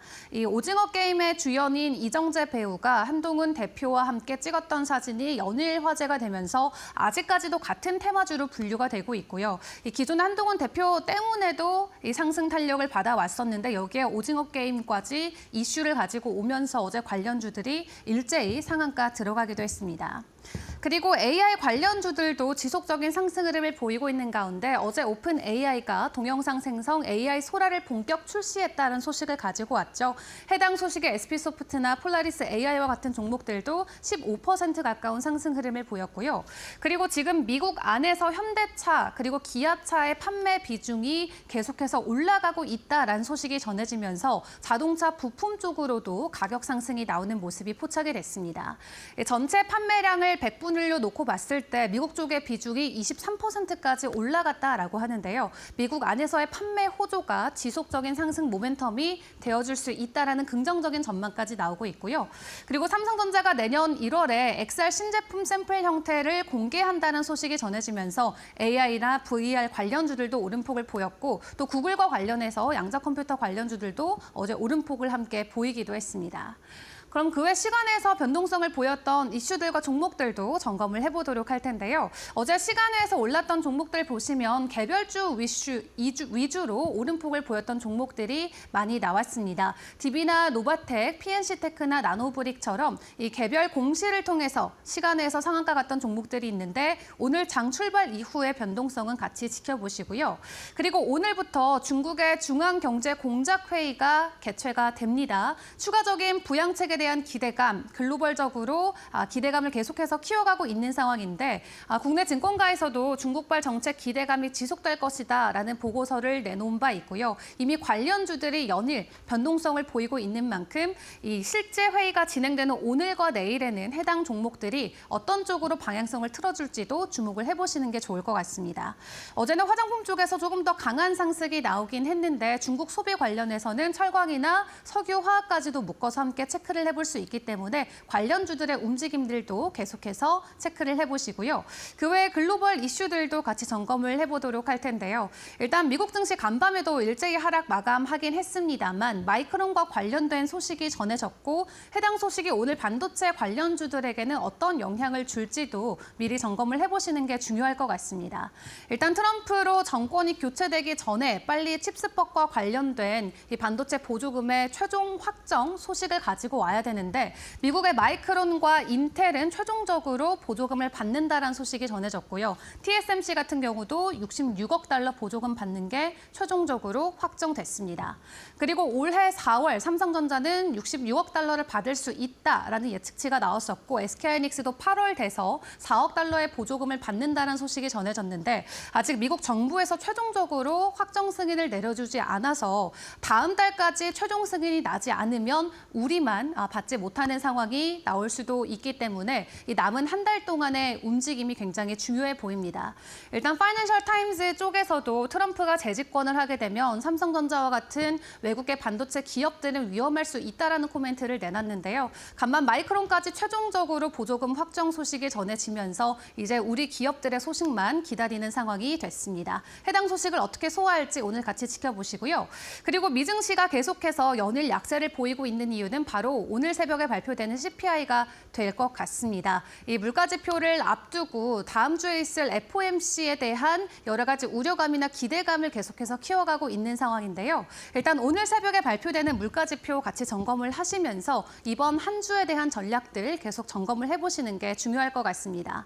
그래도 어제 의미 있는 반등을 보여줬던 국내 증시인데 오늘도 추가적인 상승에 힘을 실어줄 수 있을지 오늘 개장 상황까지 이데일리 TV와 함께 점검해 보시길 바라겠습니다.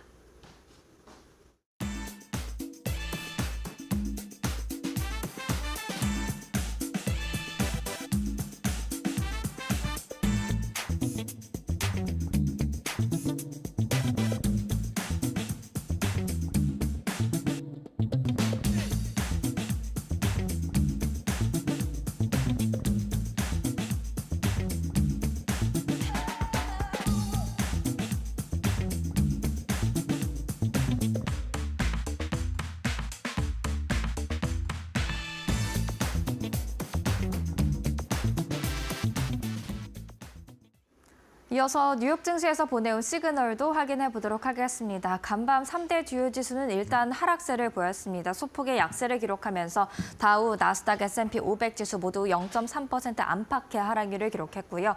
빅테크 움직임을 살펴보시면 알파벳과 테슬라가 특히 강한 상승세를 보이는 모습이었습니다.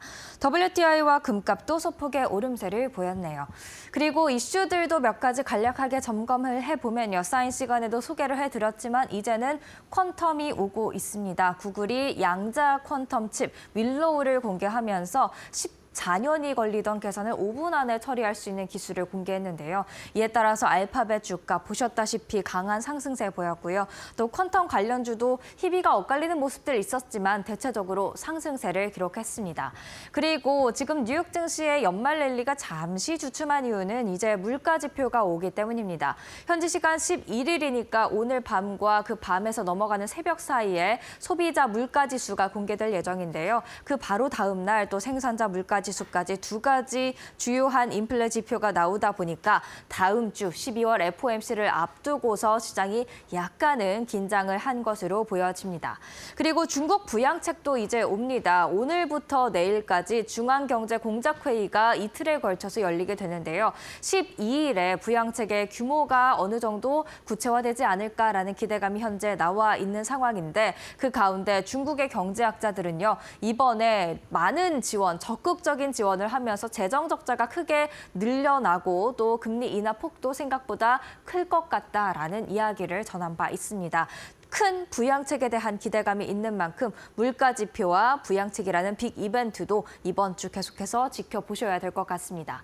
그러면 이어서 히트맵 통해서 화요일장 분위기 확인을 해보도록 하죠. 테슬라와 알파벳이 특히 강하게 올랐습니다. 테슬라도 2.76%, 구글에 모여서 알파벳도 5.57% 상승했는데요. 우리가 그간 좋아했던 엔비디아는 이날도 중국의 반도체법 관련 이슈로 연일 하락세 이어갔습니다. 이 하락세가 다른 반도체주로도 동반 확산되는 모습이었고요. 그리고 여기 소프트웨어 관련주 최근에 좀 좋은 흐름을 보였었는데 오라클이 3분기 실적 부진했고요. 4분기 가이던스도 좀 아쉽게 제시가 됐습니다. 이에 따라서 밤 사이에는 급락하는 모습이 나타났습니다.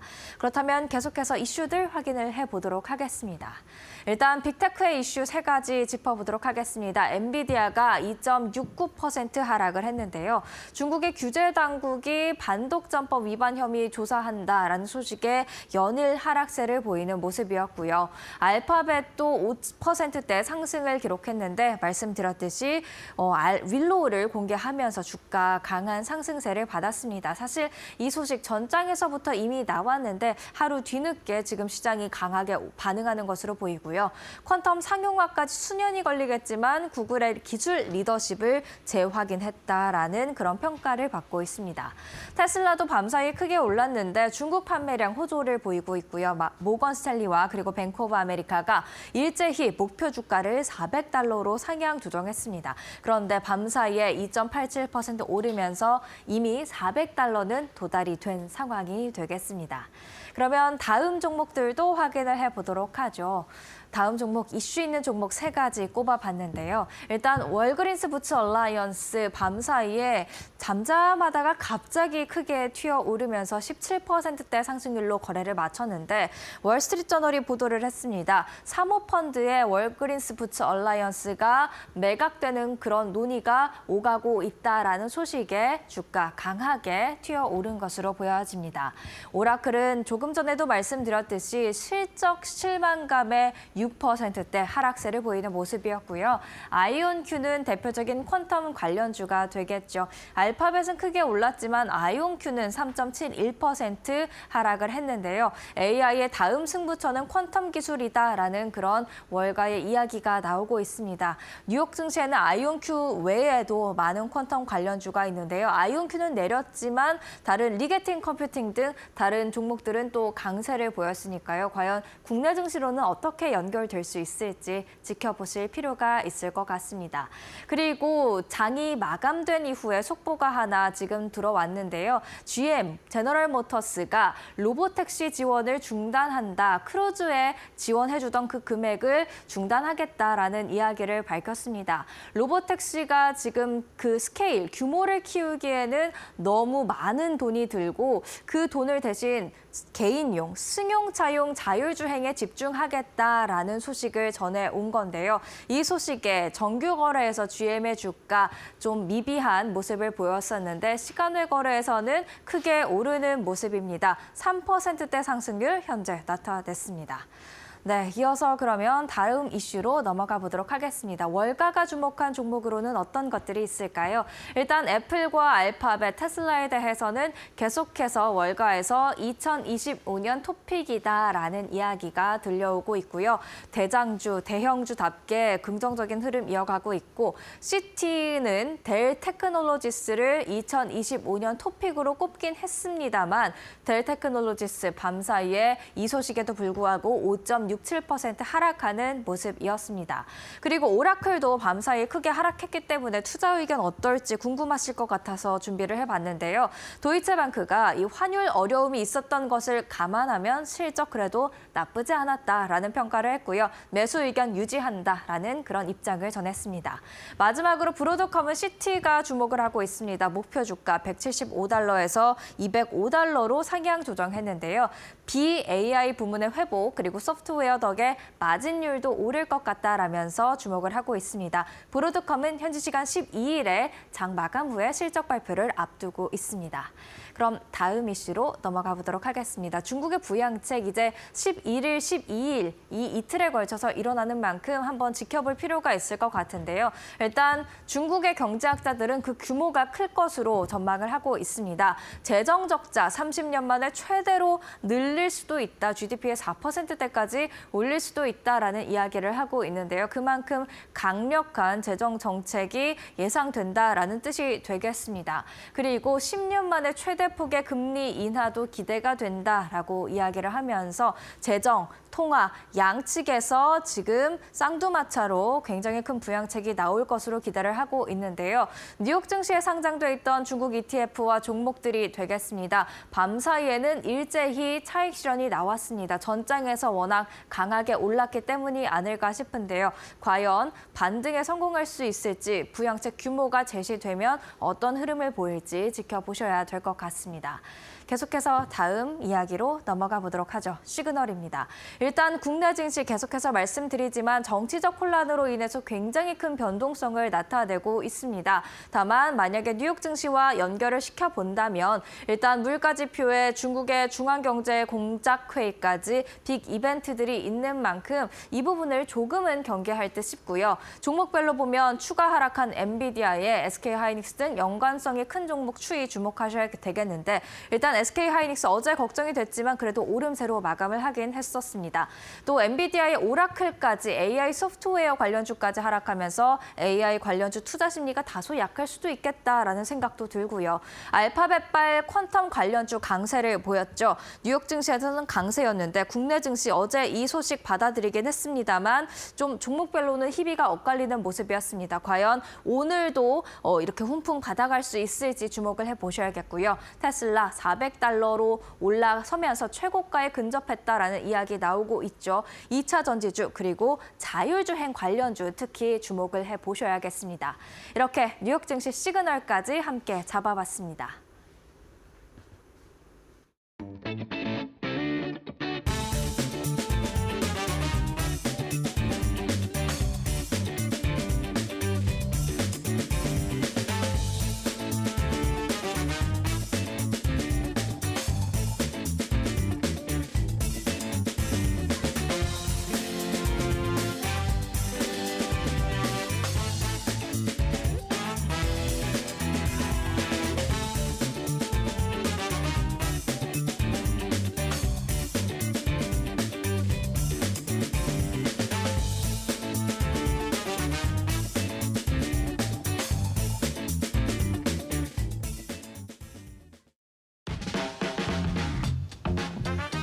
네, 여러분 밤새 편히 잘 주무셨습니까? 조금 풀렸습니다. 어제보다는.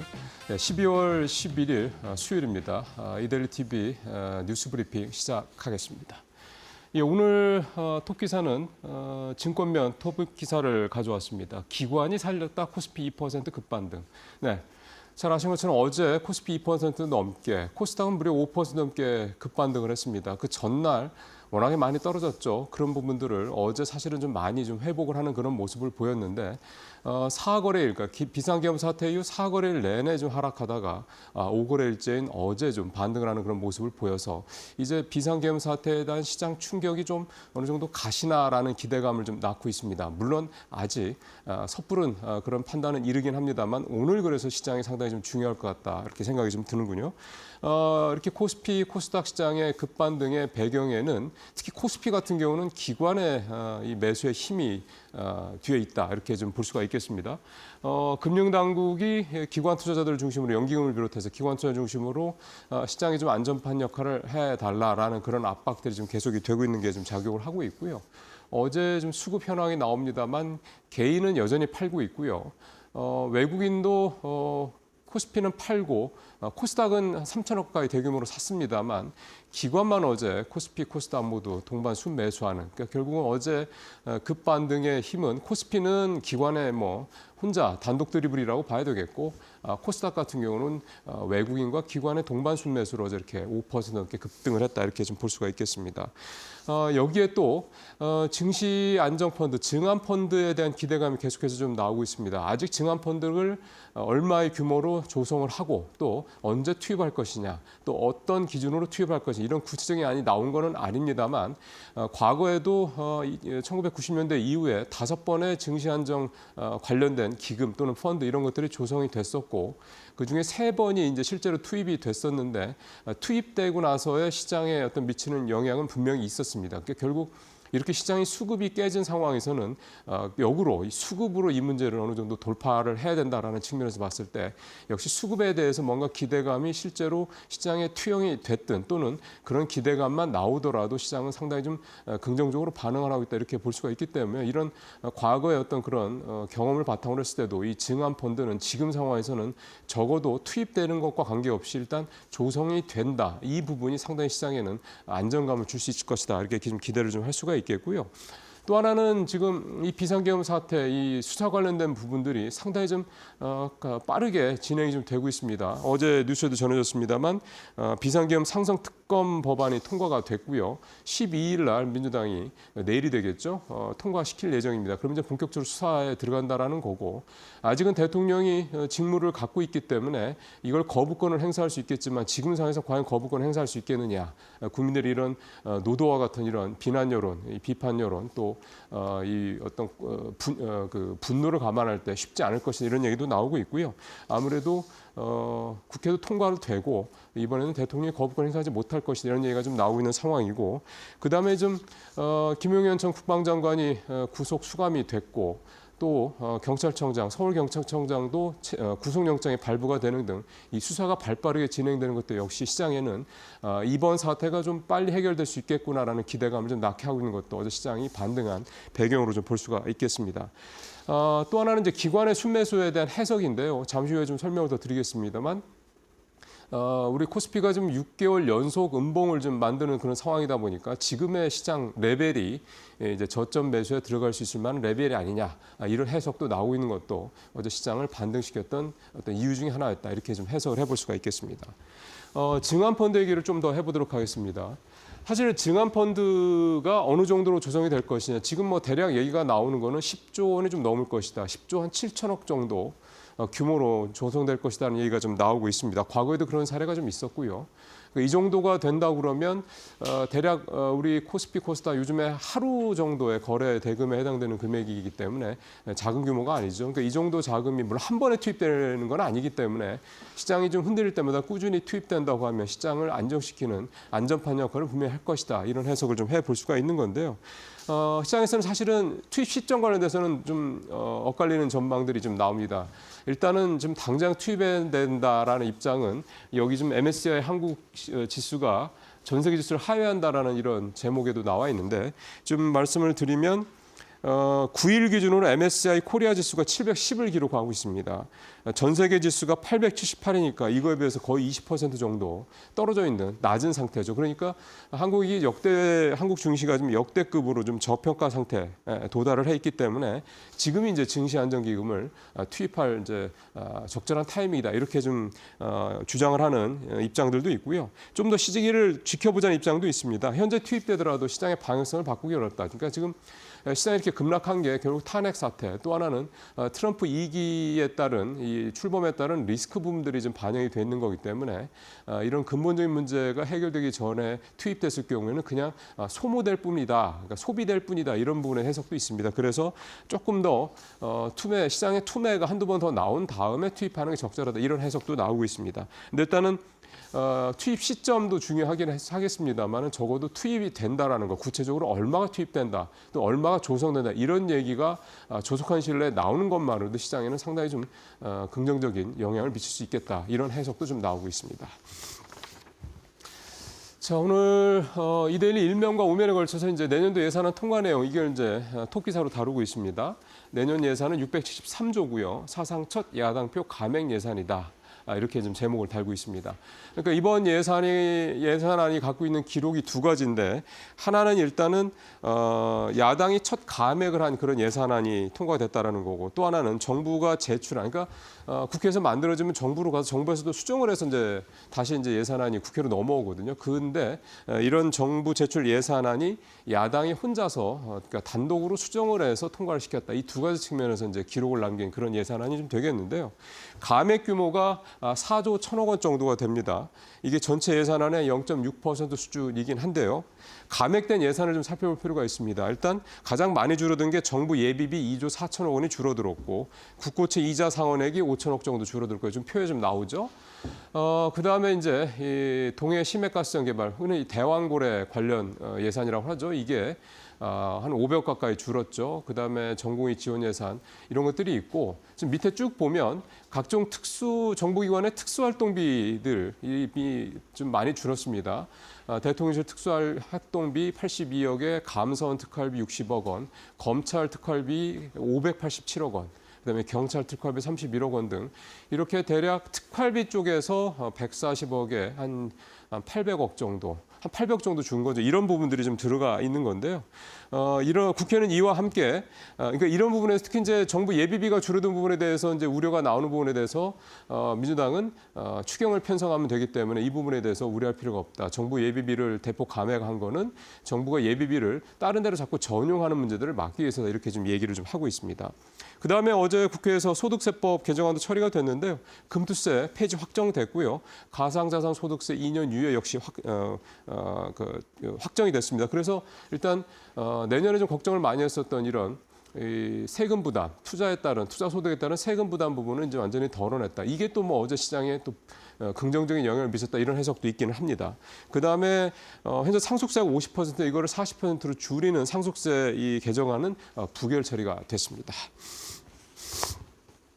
자, 이제 마지막으로 개별 종목은 어제 두산 에너빌리티 얘기를 좀 해야 되겠습니다. 계엄 사태 유탄의 두산 에너빌리티 주가가 급락을 했다. 그래서 두산그룹 사후구적 개편안 결국은 철회됐다. 어제도 이 말씀을 드렸었는데 결국은 철회되는 걸로 확정이 좀 됐습니다. 어제 두산 에너빌리티가 내일 개최 예정으로 이제 갖고 있었던 임시주총 소집을 철회하겠다라고 이사회를 열어서 결정을 하고 이걸 어제 공시했기 때문인데요. 아무래도 주주들의 이 강력한 반발 문제. 그다음에 비상계엄 사태 때문에 주가가 계속해서 좀 부진한 이 두 점이 결국은 두산그룹의 사업 재편안을 막은 가장 큰 이유라고 좀 볼 수가 있겠습니다. 어제 두산 에너빌리티 주가가 또 떨어지면서 17,000원까지 떨어졌고 로보틱스 같은 경우도 52,000원까지 떨어졌는데요. 주식 매수 예전 가격이 두산 에너빌리티가 2890원, 로보틱스가 8만 원이 조금 넘었으니까 이거에 비하면 현격하게 좀 주가가 좀 낮은 상태가 된 거죠. 이 계엄 사태 이후에 에너빌리티 주가만 근 20%, 로보틱스도 20%가 넘게 폭락을 했는데 결국 이제 이 주가가 어떻게 보면은 두산그룹 사업 재편의 발목을 잡은 결정적인 계기가 됐다 이렇게 볼 수 있겠고 이 비상계엄 사태의 유탄을 두산그룹이 정면으로 맞았다 이렇게 또 해석을 해볼 수가 있겠습니다. 이번 두산그룹 사업 재편안의 무산은 여러 가지 의미를 좀 시장에 좀 주고 있다 이렇게 생각이 됩니다. 첫 번째는 이 주주들의 주주들의 어떤 이익을 침해하는 이런 어떤 그 기업의 어떤 구조조정이라든가 또는 예를 들어서 인적이나 물적 분할 같은 이런 재편안 문제들 이런 것들이 이제는 앞으로는 쉽게 진행을 시키기 어렵게 됐다라는 점이 이번에 좀 명확하게 됐다 이렇게 볼 수가 있겠고요. 결국은 주주 환원 정책이라는 거는 정부의 밸류 프로그램에 눈치를 봐가면서 할까 말까 또는 그냥 마지못해 어쩔 수 없이 하는 수준이 아니라 이제는 반드시 해야 되는 필수 불가결한 요소가 됐다라는 거. 상장사들 입장에서는요. 이거를 명확하게 해준 이번에 어떤 계기가 됐다. 이렇게 해석을 좀 해볼 수가 있겠습니다. 뉴스 브리핑 마치겠습니다.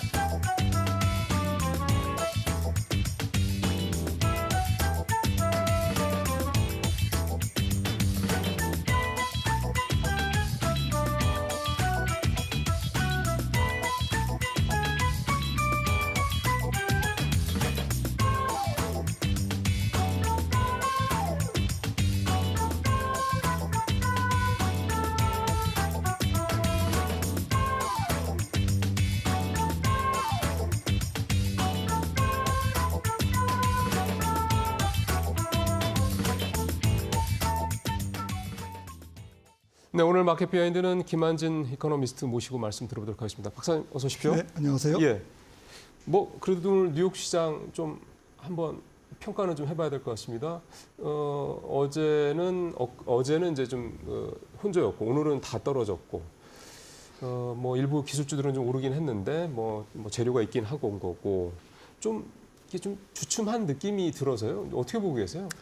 네, 뭐 뉴욕 시장 한마디로 밸류에이션과의 싸움이다라고 이제 진단할 수 있겠고요. 딱 정확한 말씀이네요. 네, 네. 뭐 악재가 있거나, 예. 뭐 굉장히 뭐 약세장에 바로 들어갈 듯한 그런 느낌은 안 들고요. 네. 다만 이제 사람 투자자들이 불안해하는 것은 조금 12월이 계절적으로 괜찮고 예. 지금이 소비 시즌이지 않습니까? 그렇죠. 그런 상태에서 시장이 조금 약하니까 약간 조바심, 약간 불안감 이런 것들이 있겠지만 전체적으로는 지금 밸류에이션이 높습니다. 네. 지금 S&P 500 PER이 12개월 예상 이익 기준으로 22.7배입니다. 22.7배. 네, 거의 23배에 가깝고요. 예. 이게 어느 정도 높은 거냐면은 최근 5년 평균이 19.6배거든요. 그러니까 한 10% 높습니다. 그러게요. 네, 뭐 한 20년 평균으로는 더 높고요. 한 20% 높고. 네, 그래서 조금 이 시장이 숨고르기를 보이는 게 뭐 당연지사다라고 생각을 하고 있고요. 네. 뭐 단기적으로는 오늘 밤에 발표되는 이제 CPI, 네. 우리 시간으로 이제 오늘 밤이고요. CPI의 영향을 이제 곧 다음 주에 있을 FOMC에서 반영이 되기 때문에 CPI 결과가 그 부분에 대해서 조금 숨죽이고 기다리고 있는 그런 눈치 장세라고 이제 평가할 수 있겠습니다. 예, 오늘 언론사들 뉴욕 시장 제목 뽑은 거 보면 이제 경계감 얘기를 많이 하더군요. 네. CPI 경계감. 그렇다면 이제 CPI가 예상보다 높게 나와서 혹시 다음 주 FOMC에서 연준이 금리를 원래 내리기로 한 25p 내릴 것 같은데 그걸 혹시라도 못 내리는 게 아니냐. 뭐 이런 식의 어떤 생각들이 좀 담겨 있다 이렇게 봐야 되겠습니까? 근데 뭐 선물 시장에서 CME 패드워치에서는 뭐 87%의 확률로 뭐 인하할 것이다라고 보고 있기 때문에 그게 틀릴 가능성은 거의 낮고요. 그러니까 가령 물가가 뭐 전월비 0.4% 이상 나와야 연준이 뭐 조금 움찔하겠죠. 하지만 지금 예상대로 0.27 반올림에서 한 0.3 정도 나오면 그거는 뭐 좀 큰 의미가 없을 것 같습니다. 연준의 통화 정책의 결정에 영향을 주지 않을 것 같습니다. 네, 그러면은 이번에는 0.3% 해간 예상치 부합하는 걸로 나와서 예상대로 25p 인하를 한다고 치고 그다음에 내년 1월 또 예정이 돼 있고 먼저 또 FOMC가 또 계속 되잖아요. 뭐 트럼프도 이제 1월 20일 날 이제 취임도 하고 네. 그래서 뭐 1월 달에는 뭐 금리를 뭐 못 내릴 것이다 뭐 이런 얘기도 지난번에 잠깐 나왔는데 내년도 통화 정책의 어떤 방향성 뭐 이를테면 그 전에 얘기 나왔던 게 내년에 100bp 정도 뭐 내리지 않겠냐 이런 얘기들 네. 많이 했었는데 4번에 걸쳐서 뭐 그런 어떤 흐름은 그냥 유지가 될까요? 제 생각에는 많이 못 내릴 것 같습니다. 그 많이 못 내린다는 거는 100bp는 못 내릴 거다. 예, 지금 예상으로는 1월 당장 1월 29일 트럼프의 취임식 취임 이후 네. 일주일 있다가 이제 1월 29일 FOMC가 내년 첫 FOMC가 열리는데요. 예. 1월 29일은 만약에 이제 다음 주에 내리면 내달 1월 말 FOMC에서는 이제 건너뛸 가능성이 높고요. 예. 질문 주셨듯이 이제 전체적인 연준의 금리 인하 경로가 어떻게 될 것인가에 대해서는 일단 미국 경제가 너무 좋다. 그리고 지금 예. 보여주는 것처럼 매우 좋기 때문에 물가가 아직은 조금 뭐 사정권 안에는 들어가 있지만 2.0%라는 연준의 목표 안에는 거의 이제 근접했지만 네, 네. 이게 잡혀야 잡히는 거거든요. 그렇죠. 네, 예. 그리고 이 정도 상황에서는 연준 위원들이 선뜻 금리를 연속적으로 인하여서 지금 4.0 이하로 기준금리를 4.0 이하로 지금 4.75인데 네, 네, 네. 4.0 이하로 바로 가져가기에는 조금 바쁘죠. 조금 부담스럽죠. 그래서 아마도 저는 내년에 한 2번 정도밖에 인하를 못하지 않을까라고 생각을 하고 있고요. 네. 만약에 더 인하한다면 증시 폭락으로 인해서 폭락으로 인해서 소비의 급감이라든지 투자의 급감, 오히려 경기에 약간 싱크홀 현상이 나타났을 때 네. 비로소 25bp를 추가 인하하는 그러니까 베이스 시나리오는 저는 내년에 50bp라고 생각을 합니다. 다음 주에 25bp를 인하를 가정했을 때. 네. 그러면 결국 이제 내년에 지금 박사님 보시는 대로 2번 정도 50bp 정도 내린다라는 거는 시장이 요즘 월가에서 계속 나오고 있는 골디락스 장세가 유지가 된다 이런 맞습니다. 것도 같이 봐야 되는 건가요? 네. 그리고 연준의 특성상 트럼프의 관세 정책에 선행해서 금리를 내릴 수는 금리를 올리거나 내릴 수는 없거든요. 통화 정책은 행정부의 정책을 미리 예단해서 올리거나 내릴 수가 없습니다. 그래서 트럼프의 관세 정책이 이제 본격적으로 집행되는 것은 트럼프 정부의 허니문 기간이 끝난 내년 2분기가 될 것 같거든요. 거의 한 6, 7월이 될 것 같은데 그때 나오는 관세 정책을 보고 연준이 뭔가 이렇게 의사결정을 내리겠죠. 즉 하반기나 돼야 관세 정책에 대한 통화 정책의 반응이 나올 수 있다라는 측면에서 그 말씀은 역으로는 상반기에는 관세 정책에 따른 인플레이션이나 경기의 부양 효과가 제한된다라는 거죠. 그래서 지금 보는 경기의 확장 국면이 내년 상반기까지는 그대로 이어질 가능성이 높기 때문에 연준으로서는 상반기에 미리 예단해서 금리를 내리기가 어려운 거죠. 그래서 상반기에 금리 인하가 한 번 내지 많아야 2번 정도가 될 것 같고 만약에 예상되는 경기 침체와 주가 하락이 안 나온다면 하반기에도 금리 인하는 없을 것이다라는 거죠. 그래서 지금 말씀하신 50bp는 내년에 50bp는 상반기에 2번이 진행이 되고 하반기에는 만약 이런 식으로 장도 괜찮고 지표도 괜찮게 나온다 그러면 하반기에는 없을 가능성이 맞습니다. 있다. 예. 자, 이제 우리 시장 얘기를 좀 해봐야 될 것 같습니다.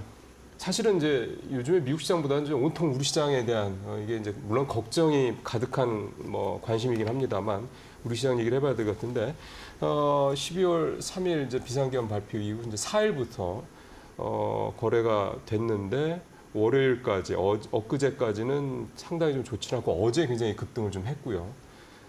그래서 어제 코스피 2.4% 코스닥 5.5%가 오르다 보니까 이제 시장에서는 이제 좀 비상계엄 사태에 따른 이런 돌발 악재에 따른 시장의 충격은 어느 정도 이제 벗어나는 게 아니냐 이런 기대감도 좀 나오는 것 같아서요.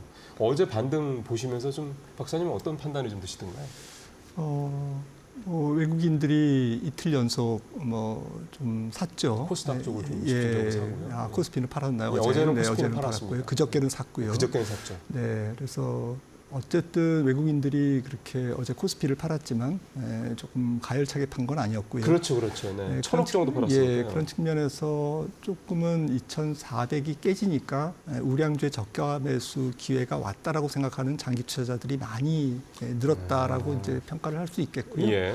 물론 이제 최근에 5일간 연기금이 1조 이상 예, 샀습니다만은 맞습니다. 네. 연기금을 비롯해서 또 해외 투자자도 우리나라 우량주에 대한 밸류에이션의 조금 매력도를 네. 보는 것 같고요.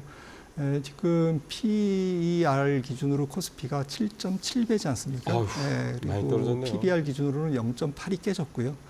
그런 상태에서는 우리나라의 조금 경제 상황 내년도에 만만치 않다라는 것은 이미 다 알려진 사실이지만 그렇죠? 그럼에도 불구하고 2,300선대의 코스피는 충분히 매력을 좀 네. 줬다라는 긍정적인 평가를 할 수 있겠습니다.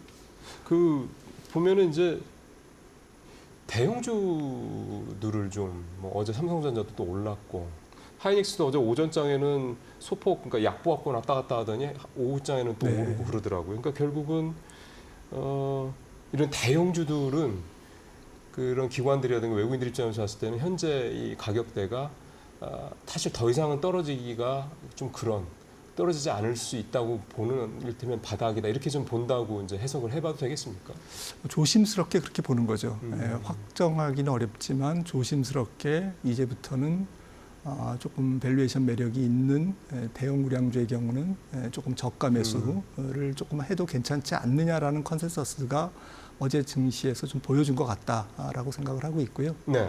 하지만 이제 결국에는 내년도 경제죠, 한국 경제 그렇죠. 그리고 이제 기업 실적인데 이런 부분에서는 앞으로 산 넘어 산이죠. 그렇습니다. 사실 그거는 사실 우리가 핸들링할 수 있는 네. 문제도 아니기도 하고 그 연기금 얘기 조금 더 들어가 보면은요.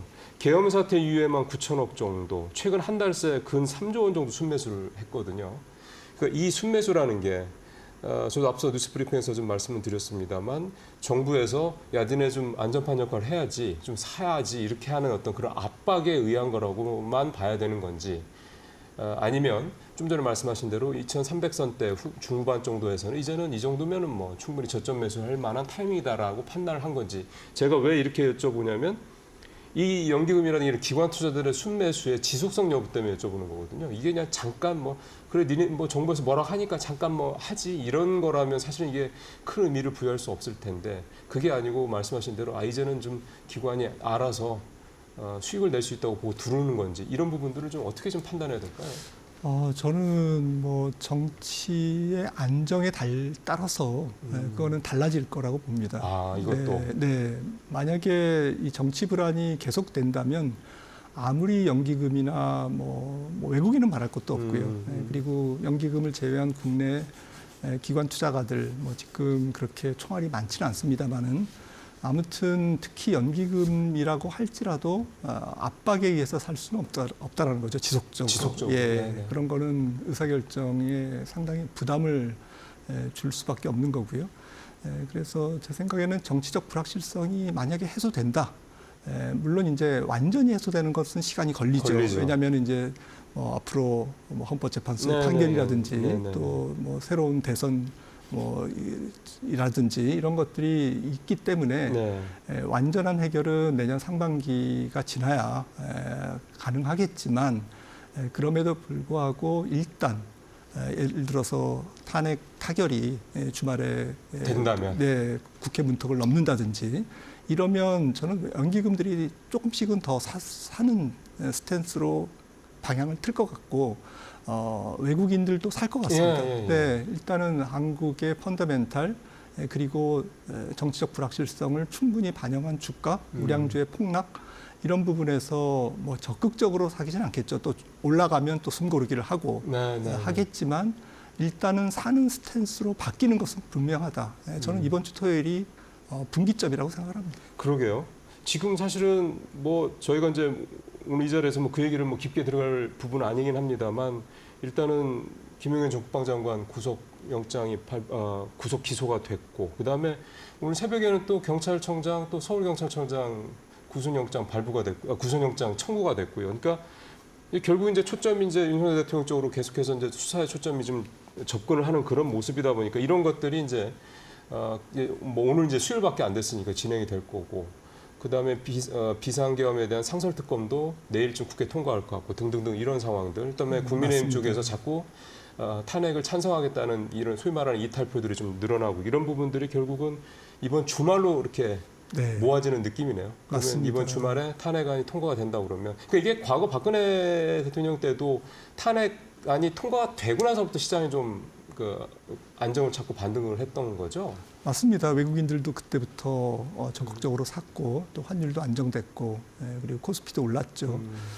그때보다 지금 한국 경제가 지금 당면한 환경은 굉장히 더 안 나쁘지만 예. 그럼에도 불구하고 코스피는 이제 그때보다는 훨씬 싸졌거든요. 네네네. 그래서 주가가 싸졌기 때문에 기관들 특히나 이제 장기 투자자들의 스탠스가 계속 팔자 쪽으로 압력을 행사하느냐 예. 아니면 적어도 중립 내지 플러스 쪽으로 방향을 틀느냐라는 예. 이제 분기점이라는 거죠. 정치적 불안정성이 해소가 안 되면 제 생각에는 뭐 이거는 걷잡을 수가 없습니다. 맞습니다. 이제 수급적인 측면에서 하나 더 봐야 될 게 개인입니다. 어제 장이 이렇게 오르는데도 1조 2천억 그제 팔았고요. 어제도 8천억 넘게 양 지수에서 팔았거든요. 그래서 이제 불과 이틀 동안 이번 주 들어서만 좀 2조 원 넘게 개인들이 좀 팔고 있는 건데 이걸 이제 패닉셀로 봐야 되는 건지 사실 어제 장이 급반등하면은 또 개인들이 좀 수매도 규모가 줄어들지 않을까 생각을 했는데 네. 뭐 그렇게 줄지는 않더라고요. 그러면은 지금 개인들이 소위 말해서 국장을 좀 떠나는 어떤 그런 마음가짐들이 커지고 있는 건지 이 개인들의 이 순매도 이 세는 어떻게 좀 해석을 해야 되겠습니까? 정말 뭐 한국 증시에 대해서 굉장히 실망감 그리고 정치에 대한 실망감 그다음에 내년도 경제의 여러 가지 좀 삼각파도라고 그럴까요? 네. 수출 쪽 통상적인 측면 네. 그리고 이제 내수 네. 그리고 더 이제 좀 심각한 것은 안보, 이 아시아 지역 특히 이제 북러의 이제 조금 긴밀한 군사 협력과 그렇죠. 네. 지금 윤석열 대통령이 그동안 추진해왔던 여러 가지 한미일 공조 이런 것들에 대한 불안감, 이런 약간 안보상의 불안감 이런 것들이 복합적으로 경제와 안보에 대한 복합적인 불안감이 순매도로 이어지고 있다라고 생각을 하고 있고요. 네. 이게 뭐 결과적으로 만약에 상황이 안 좋아지면 역시 개미들이 현명했다가 되는 거고요.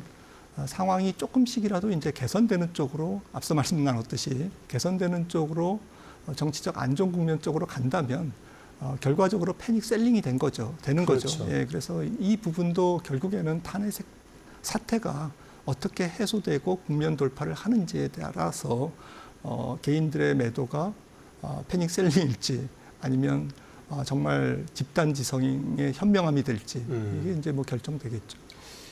일각에서는 이제 박근혜 때 대통령 때만 해도 이제 미국 시장이라는 대안이 그때는 없을 텐데 이번에는 미국 시장이라는 맞습니다. 워낙에 빵빵한 대안이 있다 보니 에이 이렇게 여기서 속 썩으면서 스트레스 받으면서 하느니 그냥 떠나자. 뭐 그런 투자 이민 이런 표현까지들 언론에서는 쓰던데 그렇게 계속 그러면은 흐름이 더 넘어갈 거다 이렇게 좀 봐야 되겠습니까? 뭐 약간은 이제 이미 기울어진 것 같고요. 예, 그래서 해외 특히 미장에 접근을 한다라는 그것은 잘못된 방법은 아닌데 네. 다만 지금 미국 증시가 앞서도 이제 초반에 말씀을 나눴지만 밸류에이션이 굉장히 높은 상태에서 지금 연말 연초를 맞이하고 있거든요. 그래서 일정 폭의 저는 미국 증시의 강한 조정이 불가피한 상황으로 째깍째깍 지금 그렇죠. 시간이 다가가고 있다라는 측면에서는 한국 시장을 떠나서 또 미국 시장에 가서 또 단기 폭락을 그렇죠. 또 이렇게 감당해야 되는 안타까운 상황이 올 수도 있다. 있을 수도 있다라는 거죠. 이런 부분에서는 조금 조심스럽게 접근해야 하는 게 좋지 않을까 싶습니다. 예. 이게 참 사실은 그게 언제 올 줄 모르기 때문에 우리가 불안한 마음에 또 미국 시장을 투자하는데 이 미국 시장으로 넘어가면서 아유 이제 징그럽다 한국 시장 그거는 뭐 그렇게 이해가 되는데요. 미국 시장이 무조건 투자하면 항상 수익만 나는 그런 시장이 아니라는 아닌 점을 거죠, 예. 반드시 유념을 하시면서 미국 시장도 투자, 그러니까 가시는 것도 좋지만 투자 포트폴리오를 분산하는 차원에서 좀 생각을 하시는 게 좋지 않겠냐 생각이 좀 듭니다. 이제 올해 뭐 박사님 저희 이데일리 TV 출연 마지막 날이시기도 하고 그래서 이제 내년 초에나 다시 뵐 거기 때문에 연말 뭐 연초에 대한 말씀을 좀 박사님의 좀 요즘에 좀 머릿속에 정리되신 말씀을 좀 듣고 싶습니다. 어떻게 좀 시장 상황 돌아가실 거로 보는지요? 저는 뭐 정치적 불안정성이 뭐 지금 해소될 거라고 생각을 긍정적으로 하고 있고요. 네. 그래서 연말 연초 한국 시장 좀 최악의 상황은 면할 수 있다. 네. 방향성이 조금 좋은 쪽으로 움직일 거다라고 생각을 하고 있고 예. 두 번째는 이제 우리나라 증시를 또 세계 증시의 좀 중심인 미국이 어떻게 될 거냐는 건데 미국 증시도 내년 1월 20일 트럼프 취임일까지는 저는 괜찮을 것 같아요. 괜찮을 것 같기 때문에 물론 이제 함정은 있습니다. M7이 조금 과도하게 가파르게 올라간다면 그 전에 미국 증시가 조금 조정에 들어갈 수 있지만 지금처럼 S&P 500, M7 이외의 종목들로 순환매가 돌면서 전체적으로 이퀄레이트라고 그러죠. 좀 시가총액 방식보다는 조금 작은 종목, M7 이외의 종목들이 조금 더 약진을 한다면 저는 내년 초까지는 미국 증시가 조금 안전하다라고 생각을 하고 있고요. 상승 가능하다라고 보기 때문에 연말 연초 나쁜 스탠스로 너무 돌아갈 필요는 없다. 조금은 마지막 랠리가 있다라고 저는 믿고 있습니다. 그 미국 시장 관련해서 요즘에 서학개미들이 제일 주목하는 종목이 팔란티어더라고요. 네. 올 들어서만 3배가 뛰었고 이제 이런 종목들이 이제 계속 뭐 나오겠죠. 뭐 최근에 또 이 양자 이 컴퓨팅 관련된 주들이 또 뭐 올 들어서 몇백 배 뛰었다는 얘기가 자꾸 나오고 있고. 그러니까 우리의 투자 특성상 뭐가 좋대더라. 예를 들어 테슬라나 엔비디아 같은 게 올 상반기엔 대표적인 예가 될 텐데 좋다고 그러면 이제 몰빵하는 듯 그런 식의 투자 어떤 모습들이 사실은 그게 국내장에서도 이미 뭐 예전에 많이 봤던 거긴 한데 이 미국장도 마찬가지로 그런 투자 어떤 패턴들이 나타난단 말이에요. 그럼 지금은 이제 가장 화제가 되는 게 팔란티어 같은 회사인데 올해 300%나 올랐고 물론 여러 가지로 긍정적인 뭐 재료들이 많은 건 알겠는데 이런 부분에 있어서 우리 투자자분들 미국 시장 투자할 때 이런 종목들 투자 매력적이긴 한데 이게 참 걱정도 좀 많이 돼서요. 이런 건 어떻게 좀 접근하면 좋을까요?